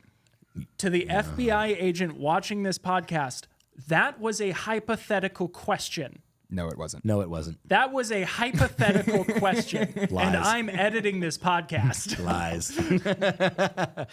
Dude, you're going back to like the censorship thing real quick, because I'm looking at your notes over here. See my YouTube monetization fuckery. I just see your you got a note in here about Activision banning. We're almost actually through the list. Censorship. So Activision banned. I'll let you do it because you looked it up. You're really good at keeping us on track. I'll say that much, man. Yeah. Well, hey, we are an hour and like 19 minutes in of realistic talk. Real time, yeah. We probably got 10 minutes left. As long as the podcast flows, I don't give a fuck what we talk about. Dude, I'll listen to Joe Rogan shit for like 4 hours, like 4 or 5 hours. What does Joe Rogan even talk about? All the Sean Ryan ones and stuff. Yeah. Let's ask that question realistically. What does Joe Rogan even talk about? You know how short a Joe Rogan podcast would be if they stayed on topic? No, if you just took all the wow. Yeah. Wow. I love Joe Rogan. When that happens, like, what do you do? Yeah. It's like, dude, he's the best. Dude, wow. I love him. Yeah, I do. I'm not talking shit. I'm just saying, like, it's always like, you can always expect that. Wow. My favorite when like someone asks them like, so like, how did you get into this? Jamie, look that up. That's crazy. When someone's like, how did you get into this? Like, how did you start with this? And he's like, oh, I just started doing this with a friend one day. Yeah. It's like if you want. This is like off subject again, but like, stop. Everything dies in the planning phase. Just start doing shit. Dude. Start doing shit. That is why, dude, That's why I'm getting so much money from my feet finder. #foot daddy. That's like after we finish filming this, I'm gonna go drag that dog around outside. It's killing me that we can listen to him bark this entire time. I know. It's killing me. I know. He's such a baby. I've toned it out. So it's not killing me that I'm with that. Like, legitimate. I'm angry at him. I thought you were like, no, okay, not like, oh no, oh sweet baby, like shut the Jesus fuck Christ, up. man! I just be a man. Yeah. Respect. Just be quiet by yourself. Shit. I swear to God, I thought you were like, I just feel bad for my dog barking. I was like, Jesus Christ! I'm the only thing that you love in life. Get this fucking beta off the podcast. It's such a selfish. When you shut your front door and you hear him start barking, you're like, God damn! Shut up. It's such a selfish feeling. I know I'm the most important thing in your entire fucking life. He just loves you. You know? But like, it's been an hour. I'm not coming back, bud. Cry it out. I do want to say this before we move into that, because man, that was I like some motivation, right? And don't worry, you're no longer a beta based on what you were feeling. I was like, dude, this fucking dude like literally went into beta mode on me. My baby, my little baby. Man up. What he was saying was, if you're gonna fucking do something, just do it. And let me tell you that the premise of my like entirety here, people hate me at my company.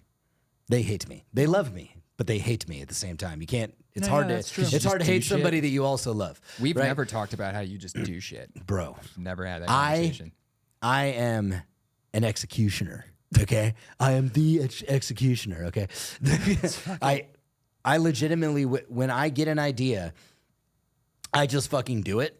I will be like, hey, I think we should turn. This happened with 2 Alpha Gun Shop. I know. I said, I think we should turn this space. It popped into my head one day. I was like, this space would be great for a gun shop. Bro, like 3 days later, people were moving out of their office into another building. I had all the walls being fucking demoed. I had everything going in. I was just, and the reason why is because if you sit there and you fucking plan it, And you sit there and you go through this analysis paralysis and you're just stuck. You're like, ugh, but I got to make a business plan, but I got to do forecasting, but I have to do what? I said, this is his cope, by the way. It is my cope. It's fucking absolutely right. It's my cope. And it just recently happened. It happens every time I make it happens every time I fucking make a decision because but the problem with why I do that is genuinely because there are other people in this company who they're, hashtag their lives matter too, but they don't get no, they don't. They're part of these decision-making processes, right? And I'm like, case in point, I'm gonna call you out right now. Tackett calls me up and he's like, dude, my life just got I'm not getting into the details here. He calls me up and he's like, yeah, you trying to fuck with me? And I was like, I'm trying to fuck with you. And he's like, I said, when? He's like, now. And he's like, getting in my truck in, I don't know, 2-3 hours. And cool if I bring my dog? And I'm like, yeah. And then he gets here and the HR/CFO guy is like, who the fuck are you? Yeah, Dan looked real confused when I was in the office. It was because I also wasn't supposed to be here that Friday either. I threw everyone off. I mean, I thought you were supposed to be here. Because I made it from Virginia to California in 46 hours. He made it in Virginia to California in 46 hours. Absolutely, it was fucking incredible. Yeah, the journey was amazing. And Anger will do some fantastic, shit, man. dude. That's is it? But this it's is not. No. I mean, I'm saying like that's some good time. So, the point is, to make things like this happen, where Tackett is, sitting here and we are enjoying his presence right now, sometimes you just have to make a fucking decision. No, it's absolutely true. And it happened with you. Yeah. Where you were like, hey, man, like, it would be a lot easier for me to do media if I wasn't living 3 hours away. And I was like, I fucking wholeheartedly agree. Why don't we find you a fucking place to rent? Yeah. And you could just be here. And then I think, next week, something like that? I don't know how long it was. So you uprooted your entire life and fucking moved. This is the decision. I was like, this is being a lot. And then you were like, what if you move down here? How about you move down here? And I was like, I don't know if I can do that. And you're like, how about you fucking move down here? And I was like, all right. And then I found a place in a month. Yeah. And I like how his version was like, oh, Nolan was so motivated. Yeah. Your version is like, no, you kind of were like, this is what you're doing. That's true. I think it was like, hey, this isn't working with you being 3 hours away. And yeah, if I have to fucking buy the Taj Mahal for you to live and I need you here, man. No, I will say wholeheartedly, I make fun of you a lot because it's my duty. It is. It is my solemn duty at this company to make fun of you. Yes. But you have been above and beyond. I can't say enough good things. No, I do appreciate that. I do appreciate that. I wasn't finished for compliments. I know. Go fuck yourself. Yeah, that's fine. You're gay. So, what I'm trying to bring up here is that if you guys are gonna fucking do it, that thing that you've always been wanting to do, just do it. It is the. Yeah. Just fucking do it. Was it you that said most men live a life of quiet desperation? No, it wasn't me, but that is a famous quote. Yeah. I probably said that because it is like my philosophy in my head all the time. Yeah, most men they live a life of quiet desperation because they don't just fucking execute. They don't do the thing. Most men die before they're 30. They die before they're 30. They pick a wife and they have a job and they have a career and they built this whole fucking plan for themselves and then they're done. Yep. Yeah. And now you just got to live it out for the rest of your life. Yeah, there's nothing to do. What are you doing? There's no challenge. There's nothing. You're fucking dead. Yeah. And that is the life of quiet desperation. Yeah, my wife, she'll talk to me like, why are you so obsessed with your business? And I was like, because you took jumping out of planes and street bikes away from me. You took all my shit. like if you just let me ride motorcycles and like fight in a cage or some shit. Love you, buddy. Good, yeah. Speaking of fighting in cages, some men just need to fucking get in there and fight a fucking cage. Don't just take your plans and just start doing them. Make decisions off of your gut. Yeah, it's the right fucking one. It is. It's with like what I was saying earlier, where Dan asked me a question. Yeah. If you ask me a question, man, I'm not going to try to figure out the right political way to answer this and like what do you really want from me. If you ask me a fucking question, you're just gonna get a very blunt answer from me. Yeah. I might understand my environment and like leave some of it out and readdress something with you later on. You know? But like if you ask me a question, you're just gonna get my gut. Sure. Because what the fuck is the point? You're just wasting so much fucking time with everything else. And if I give you my like gut response and you don't like it, that's cool. We don't fuck with each other. I keep it moving. Yeah. No quiet desperation. Right. It's something to be said too. Like there's a lot of times like in media, if you and I don't just fucking do it, it's too late. It's not happening. It's not happening. It's not fucking happening. That idea you had is getting filmed right now. It was the day at the range with the high point and the staccatos. You know, everybody was hot, everybody was miserable, and I'm just, fucking let's just get fucking this go. done, and I'm glad we did. No, you seriously, know what I mean? like if you're wanting to make content, if you're wanting to make t-shirts, if you're Fucking wanting do to it. start a fucking business, just get out and fucking go. You know why? It's- Because nobody fucking cares about you right now anyway. Nobody's gonna see you. Yeah. Well, Nobody's- no one fucking cares at all. Yeah, At all. even if whoa, you whoa, are, whoa, you whoa, make it, Yeah, nobody yeah.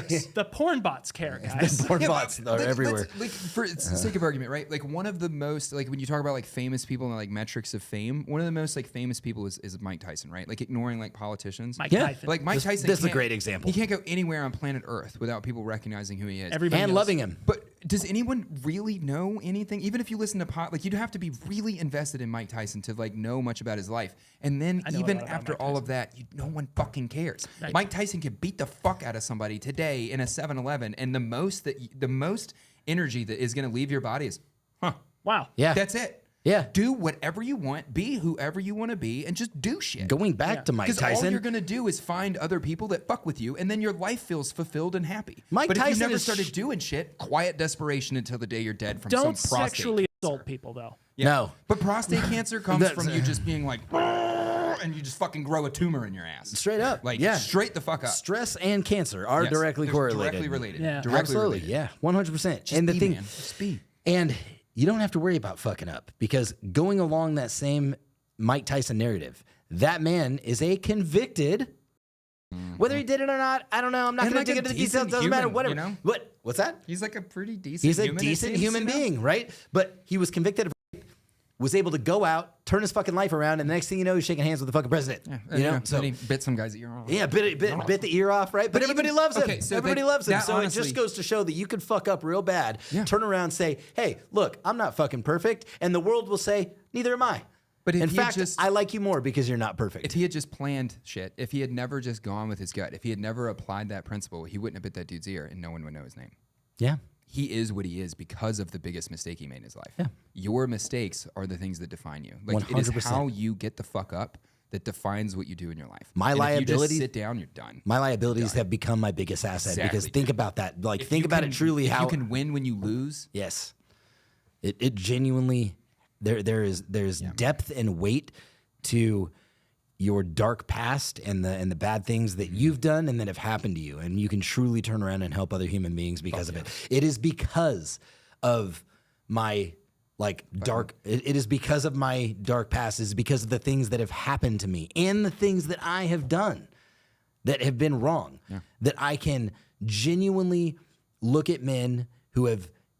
Whether or not it's men who have come from families like mine or men who have been in relationships like me, men like you, and men who have, and you have your own fair share of things that have happened within your own family and that I know a lot about, and that builds the bond between, Right. And that's why, some people say, is it nature or nurture, and are you comfortable with me talking about? Yeah, go for it. Yeah. I've met members of your family. Your father is an amazing man. Damn straight. Your brother is an amazing man. Damn straight. Absolutely an amazing Why are man. But you your such brother, a piece of shit? Yeah, so I and ask Nolan is myself in that a question bitch. every day. He's just a piece of trash. His brother, if you guys don't know, Nolan's brother, worked for Tacticon for years and years and years and years, and was a huge just staple in the company and an amazing human being. And he struggles. The man has gone through some shit, but it's because. Like when I had recently, before I met your brother, went through the same shit with addiction. Right. Like went through the darkest times of my fucking life. And then he came along riding his bike from the fucking, light rail. I couldn't get people to show up with a fucking car. You know what I mean? Right. And offer them a job. And I was like, hey, I'm going to pay you probably And here comes my $10 brother. less. I'm going to get $10 less than anybody else is going to make. It's going to be a bitch to get out here because you don't have a car. But here he is finding his way on a bike to the light rail over to somewhere near the shop, riding his bike to the shop and then back home. And it is because I was able to make that connection with him that I was able to build the company. I was able to find men like you in my life, and you just never know how things are going to manifest. And so is your darkest hour just it really does. It's not though. It's just like when times are tough. Like that. What was that one? Okay. Like Jocko says, good, not good. You get this. No, it's not. It's not what Jocko says. It's the other guy. Who the fuck is it, Dines? It's Goggins? the fucking, no, it's Alex Hormozy. Oh. He goes, but I agree with this, right? And I heard him say this one time because he's built multiple businesses. The guy is a fucking success. And I do listen to his advice. But he says Is something. even real? I don't know. It's going to be all AI. But he says it is in his hardest times, and it's gotten me through some time sitting in front of my computer when I thought the entire world was caving in around me, and I thought I was going to lose the company at times. And I just thought to myself, look, this is what hard feels like. This is it. This is it. You're in it. You're in the middle of hard. Right. You're in it. This is it. And on the other side of this, I've never had anything bad happen to me in my entire fucking life without something very just amazing happen to me on the other end. Sometimes it is subtle and sometimes it takes longer, but it always happens inevitably, and I can always tie it back to the bad moment. I can always tie it back that because of this thing, this happened, and I wouldn't be the man that I am today because of it. And just understand that, like, so if you're scared to turn the fucking hit the record button on social media, or you're scared to like go try to find a supplier for this idea for a product that you fucking have, then you should be. And if you join the 2A Pro course today, I will help you. Because it's a bitch out there, man. You can't do it alone. Such a good fucking link plug. down in the description, guys. Jesus. Come on. No, but it literally is. I mean, if you're worried about that one little thing, I mean this seriously though. If you're worried about that one little thing, you genuinely have to understand that, like, nobody else, everybody else is feeling the same way. Nobody else is fucking doing it. You genuinely will be like the 0.1% of people that execute on that idea. I can't tell you how many fucking people have come to me like, I have this idea. I'm going to patent it and then sell it to everybody. Okay. Dude, no one wants your shit. I'll see it when I see it. Yeah. No one wants it until the market. No one wants it until the market fucking has it. And that's the goddamn truth. Grit now, if you've got an audience. Talent. Yeah. All day, every day, day. every fucking day of the year. Grit beats talent because what the fuck is talent? Yeah. Just fucking define it. Kobe Bryant said the same fucking thing. He said, dude, Kobe Bryant wasn't a great dude. Talent is an excuse used by lazy fucking people. The people that have talent will never say they have talent. They have fucking hard work. Let's talk about the two GOATs in two different sports, for example. Okay. You got Tom Brady, you got Kobe Bryant, right? Now, GOAT is arguable with Kobe. I know I'm going to ruffle some feathers out there for anybody that fucking watches basketball, but personality at the same time, court. Well, yeah, but personality off the court, dog shit. Kobe wins both sides. Kobe, absolutely both sides. Kobe, one of the best players in the game. We can all agree with that. One of the, right? Tom Brady, absolutely the fucking GOAT. Nobody can fucking deny that at this point. Come on. What? Come on. What? Who? All that shit was rigged. Yeah. But if you believe that the federal government may be perpetrating conspiracies and you haven't figured out that Major League Sports are a lie, then so we're gonna get into that in a fucking second. I promise I'll try to make that quick. But two of the men who have demonstrated their capabilities in the industry had the least capabilities when they went into the sport, and they both said the same thing. I wasn't that talented. You could go watch my dude. Just watch the combine. Watch any of these things that I've done.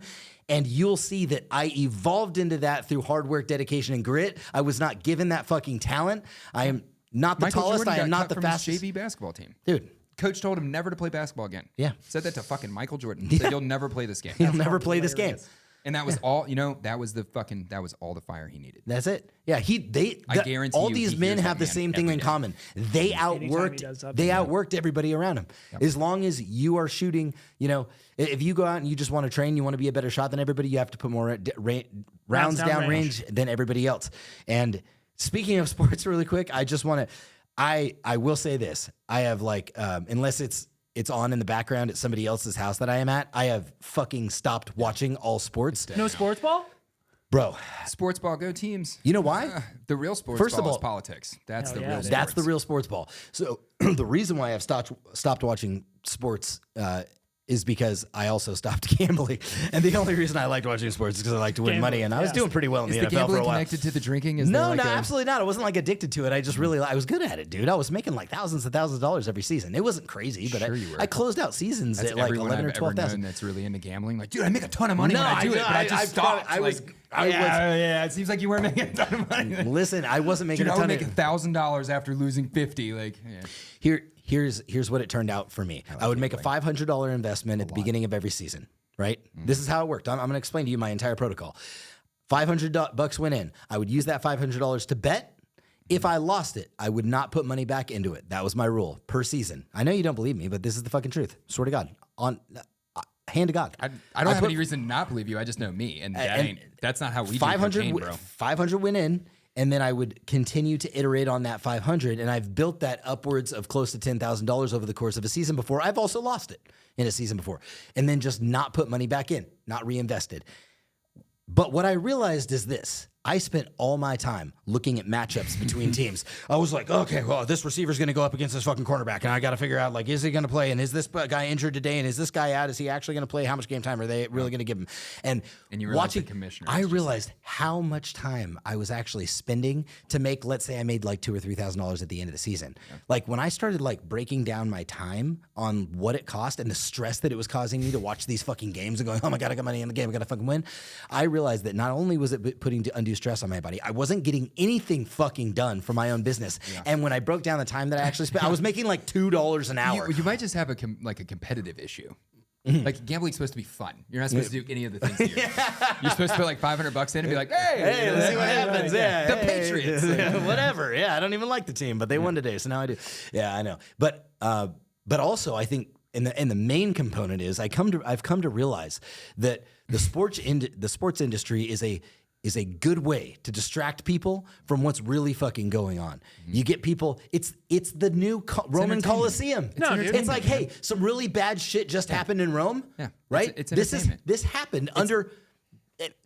I care about Taylor Swift, and she cares about me. It's the one thing that I will say that I think makes golf the greatest sport on planet Earth. Like, there's a lot of arguments I have to say that I think golf is the greatest sport on planet Earth, but the main one is it's really hard to manipulate. You have to play for 4 days, and it is an individual challenge. There's not really much that like a commissioner or someone over top of golf can really do to them. It's not like they can change the wind. Yeah, it's not like there's not really like calls being made, you know? Like I mean there is to some extent, but like if the referee gets a little tap on the shoulder from the commissioner, they're like, "Hey, it's Patriots season." Yeah. He just a couple of calls a game. It's an unnoticeable. Listen to any major league guy that's gotten caught gambling, the way that they would throw games in their favor, unnoticeable shit. Yeah. Unnoticeable shit. How about this? How about a historical reference? You can take it all the way back to the Roman Empire. Yep. And I'll give you one example. When Marcus Aurelius died and Commodus, his son, attempted to starve the entire population of fucking Rome and say, look, if we just kind of hold back on feeding them, they're really going to need us. And you know how the whole thing worked. Well, he made decisions about the crops that ended up ultimately starving the people, caused an entire fucking uprising. What did he do? Hey, we're going to have the biggest Roman games that Rome has ever had. Give them bread and circuses. Yep. Give them bread and circuses. Yep. It has happened time and time and time again. Why Give them bread and circuses. circuses. Like you didn't know that quote. What? Have you heard the bread and you've heard bread? Yes. And yeah, okay. 100%. You just looked at me like, that's a really good phrase. Like, yeah, the reason why I looked at him like that is because I forgot about it. That's always and my issue with that's professional it. sports. Give them bread and circuses. Because it's all of it. It's Hollywood. It's the entertainment industry, and it's why the people at the top of the people that are the most successful at most of that shit are like terrible people. Yeah, the worst. You know, absolute worst. Like at some point they realize what this is while they do it, and they're like, oh, you know, like good people will be like, that was fun in college, but like, yeah. Touching really quick back on your darkest moments make you. That's why I don't really like say sorry to people when they tell me like bad stuff that's happened to their lives. I'm not like, oh, I'm sorry, man. It's like, no, this is a growing experience for you. Like people will see the tattoo on my chest and it's kind of unique, and they're like, what is that? And I'm like, it's a poem for my dead brother. And they're like, they're like, oh, I'm so sorry. And I'm like, no, don't fucking be sorry for me. Yeah. I'm like, the only reason I am here is because of this. Yeah. Like that is the driving factor that got me to this point. Yeah. You know? Yeah. And dude, the last 2 weeks of my life, man, have been arguably the most difficult of my entire fucking life. Yeah. And the amount of like army, it's a good thing. If you have army buddies, you should call and check on your buddies, man. Like it's a real fucking thing. We were shooting ourselves, but the amount of people that have called me have been like really concerned. Like, hey man, like that's a lot of shit. Like, are you good? Like, wrong. Yeah. You moved to California. I'm good. You moved to California. Are you gay? What's just like, are you gay? What's the, you know pretty what close to San Francisco. What's the other option, man? Like, me moving to California isn't the red flag. Me moving to California is the like me going, all right. Well, next step. You know, like it's you gotta keep going, man. Yeah. And have you ever like thought about the moments that have taken you to where you are and being able to connect all those little dots. And did you know that if everything I like about myself came from the worst moments of my life? If Adam, I had a friend, Adam, in high school who passed away, right? And come on, you say it. Oh, I'm so sorry. Thank Are you. Okay. Pussy. But if you look back, if he hadn't passed away, it wouldn't have created a bond between his little brother and I. Who, when I got out of the military, I met his little brother, and when then his little brother and I started hanging out enough I got connected with his sister, started dating his sister, and his sister encouraged me because I was like, fuck college, I'm not going to go to college. But his sister encouraged me, like, you really should, you know what I mean? Like, blah, blah, blah, blah, blah, go to college. And I was like, fine, fucking get off my back, I'll apply. So I went to Davis. And then if I hadn't done that and I hadn't gone that route and ended up where I was in my life because I had done those things and went there, I wouldn't have met my wife. And I didn't have met my wife, I wouldn't have had my kids. Do you see where I'm going with this? Everything happens for a fucking reason. If Adam hadn't passed away, I would not have the children that I have right now. Right. And I look at them and I think like that one event, but I mean, we can go all the way back, even way before that, right? Right. That if the crazy shit that didn't happen to me when I was a fucking kid, didn't happen to me, then I wouldn't have been removed from. I wouldn't have been taken away from my mother, and then you wouldn't have been the asshole that was like, all right, I'm joining the military. Yeah. But I wouldn't have been taken away from my mother, which wouldn't have put me in that high school to meet Adam in the first place. Right. To have my kid. You see what I mean? Right. So it's crazy how it's all fucking connected. connected. That are the most defining. It's incredible. They're like stars in the night sky. Yeah. And I tell my kid, like, when she's stressed out, I'll take her outside and I'll be like, look at the sky. Yeah. Like, if the universe is this big, like, just remember your place in it. Just remember, this is a small. dome. Yeah, you're so. And this is the Hunger Games. Like, the universe, it's so fucking big, man. And you're so small and so insignificant in the big picture of it. Your problems are fucking smaller than you are. Oh, God. You know? Yeah. Like, just look up at the sky and all the stars that dot the sky, that's all those moments in your life. And none of it would exist if it wasn't for all of it. And every single one of those little dots that you see in the sky is the death of a fucking planet 10,000 years ago that just went boom and blew up in space. It doesn't exist anymore, like, but we can still see all of the beauty that is the universe is like this. It's the death of something. Like, it's all rooted in like pain and awful. You have to fucking make peace with it, man. Right. Yeah. It just is what it is. This is the whole thing. Like, you're born to die, dude. Like, make peace with it. Right. I'm gonna ask somebody, going back to the initial thing that we were talking about. I don't know what. How do you get started? That was deep. That was profound. It was. We're born to fucking die. We are. You just got to make peace with it. And we all end up in the same spot. I want everybody to think about this. Like, do you know? We start from different places. That is my new argument against that. We do all end up in the same spot. The coffin. Yeah, we do.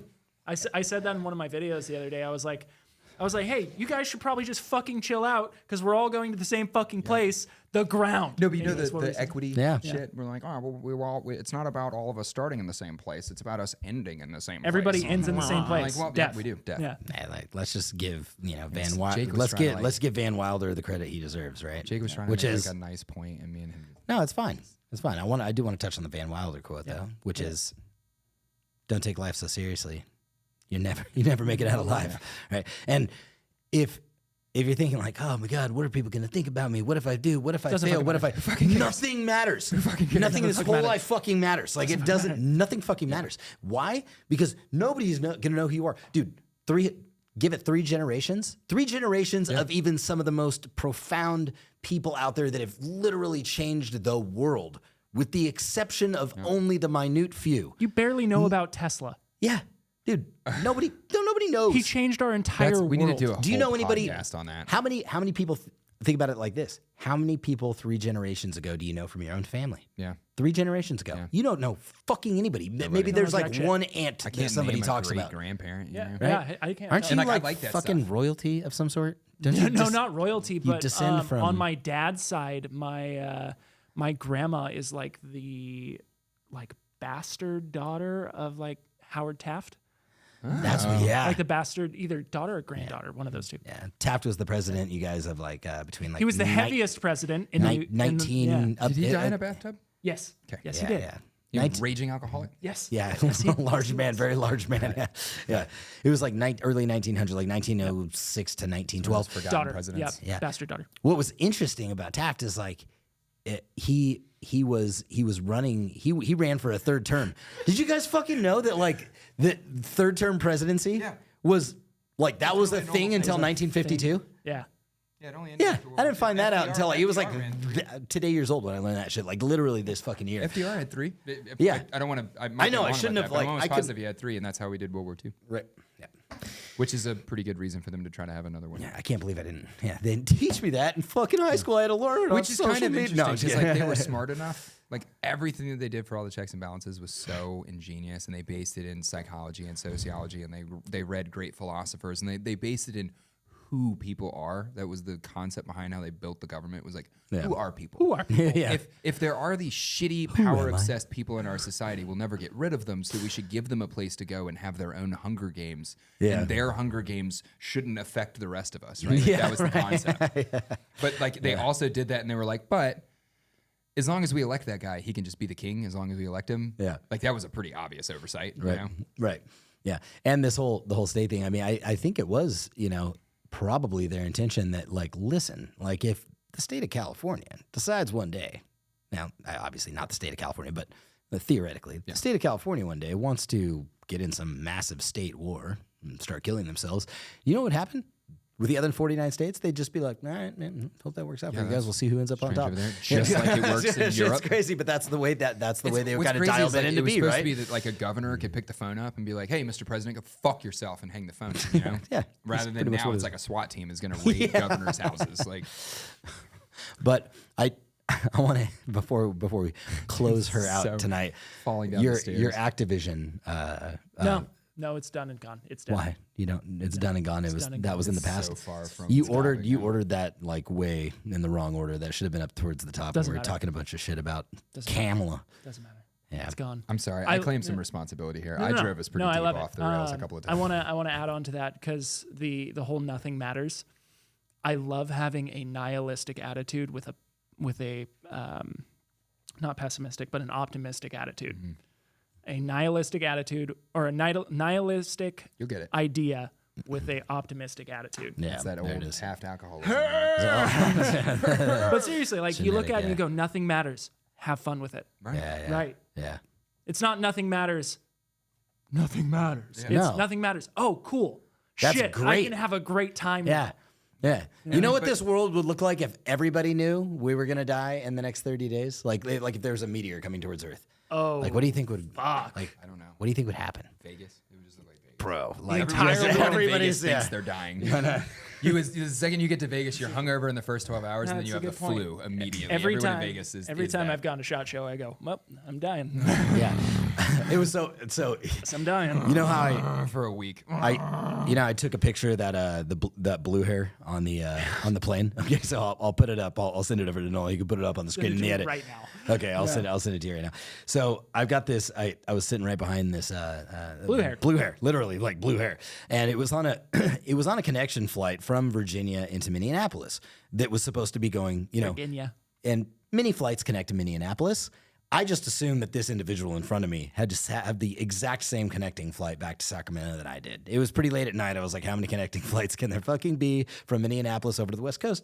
I'll bet this person's going to California because they've got blue hair.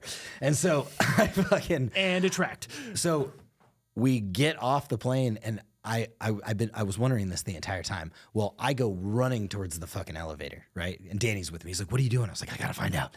They're in the elevator. They're about to go up to the third floor, right? They're the only two in the elevator. I see the doors closing. I'm like, doosh, doosh, doosh, doosh. I'm running. Yeah. I'm get in the elevator with it. I'm like, oh man, what's up, guys? You guys were sitting right in front of me. You going to California?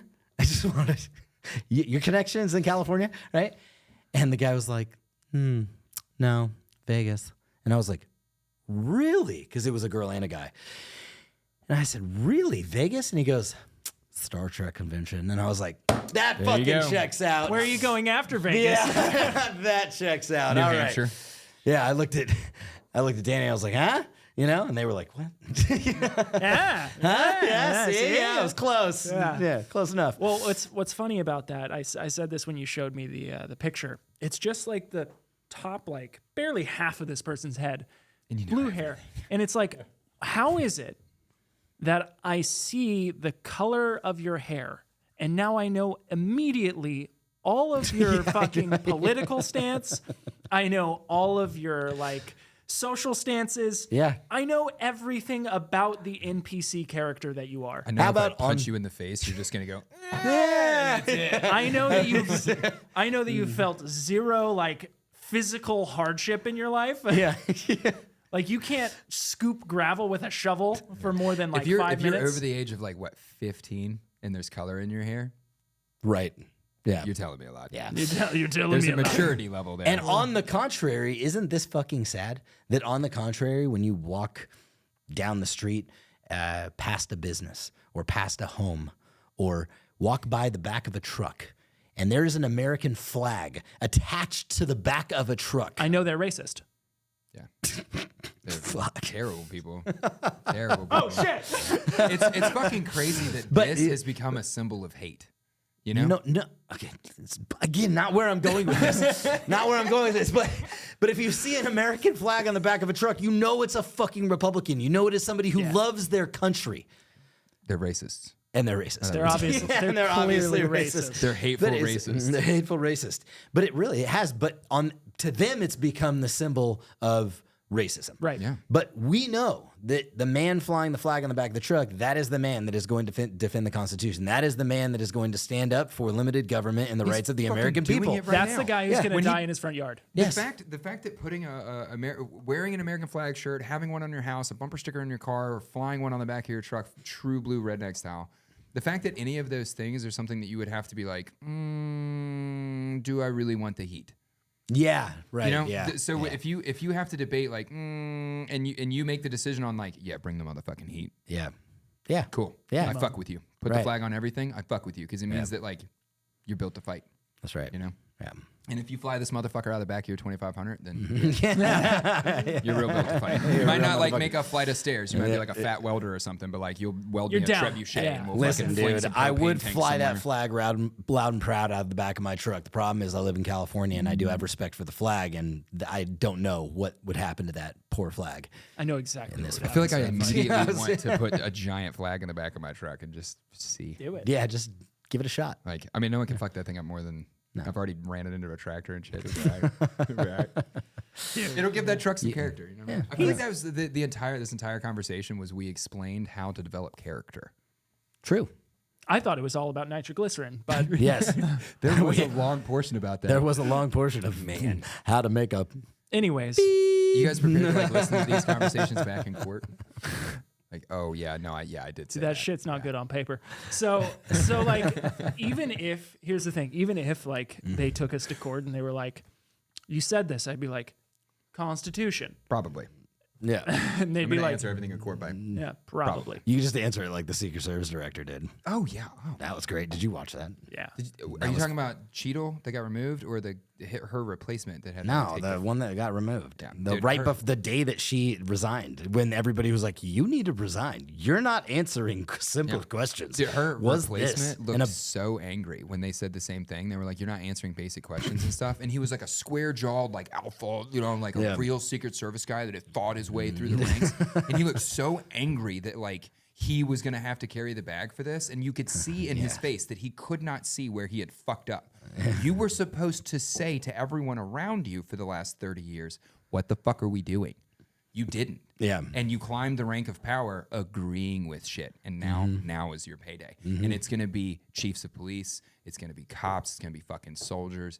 The day of reckoning is the fourth fucking turning. That shit's coming, bro. It is coming. And if you're a I'm square-jawed alpha coming. type guy and you're not saying anything, you're not flying the fucking flag on your truck, you're not built to fight, dude, you're going to have a hard, it's going to get hard. I've met It's a gonna lot of get square really fucking jaws hard. that This have is- soft chins. Yeah, man. And there's gonna be a lot of American public that are gonna want some fucking answers. As this shit gets worse, the Yep. American public's gonna demand answers. And just because you're a square jawed guy, if you didn't stand for anything the whole time, if you balled yourself up during fucking COVID like a baby back bitch, Yeah. sorry, man. If Yeah. you let every fire department, if you were a fire chief or a police chief or someone in the military and you let people underneath of you get fired because of the shot, fuck you. You know? Someone's coming for that. The day is That fucking payday coming. is not. We have not. It's that you have a check that hadn't been cashed yet. This is my It's fourth coming. turning fucking prophecy. man. When people can't get their fucking Starbucks, it's game over. Starbucks. And the things like it. It's symbolism for I mean, when no one gives a shit until suburban suburbia gets hit. When suburban white women start getting mad, shit's gonna change. That's when people give a shit. I'm telling you, That's dude. when people give a shit. David That's Hogg why- even that's- understands. That's why they staged the black kid a million years ago. They said like raped a white woman and they went and like hung him, and then they found out the white lady lied about it and shit. That was the reason for that. Right. It was like, oh well, a white woman in suburbia has been affected. We really got to do something about this. We got to do something about this now. Yeah. Stay strapped, get clapped, boys and girls out there. And That was a weird way to end this. yep. We hate suburban white women. Whoa. Yeah. Except you, wife. Well, my wife's not white, so I don't apply. I don't feel that way. It's a joke. Yep. I love suburban white women, dude. Fuck. I love all the ladies. But I love you, baby. Hey, thanks for having me on. Yeah, absolutely. It's always a good time hanging. Thank you guys for sticking around for 2 and God knows how many hours. 2 hours, some odd minutes. About 2 flat. 2 flat. About 2 flat. Solid 2 hour podcast. Depending on how much I cut out of here. Yeah. Pop in Tackett's Tacticon Cherry. Ooh, So, Tackicon. Should How we much rename work this? was that worth? Because that looks expensive. This? Yeah. Oh, the That Roadcaster. looks like, Roadcaster you 2. owed a lot of work. For That was a pretty penny, dude. Like, It's very. It was, I think it was like $600, $700, something like that. More than that? I don't know. Fuck. I'm going to pop up the screenshot right there. Yep. But it was worth it. Twas. Yeah, it Twas. was. Yep. We can see how hard we're off subject and burning time with that sitting. With that sitting right It there. scares Yeah, me absolutely. the whole time. It's the little counter. Anyways, take accountability for yourself and be a better person. Get out there and do the shit that you thought you may not want to do because you're fucking afraid of it, because who fucking cares? Nobody's going to remember you anyway. And anything you want to say? No, I like everything we've gone over today. It's like my entire life philosophy comes out every time we're here. It's just personal responsibility, man. There is nothing else that matters because you are the ruler of your destiny, dude. Absolutely. It is what it is. Yeah, you don't have to die at fucking 30, even though you're going to live to 80, and you don't have to live a life of quiet desperation. Even if that destiny is like, do I die in the camp or do I die in my front yard? You get to make the decision. You know, That's right. Facts. Die in the motherfucking front yard, dude. Yep. Don't get on the train. And with that, We bid thee. Aquif.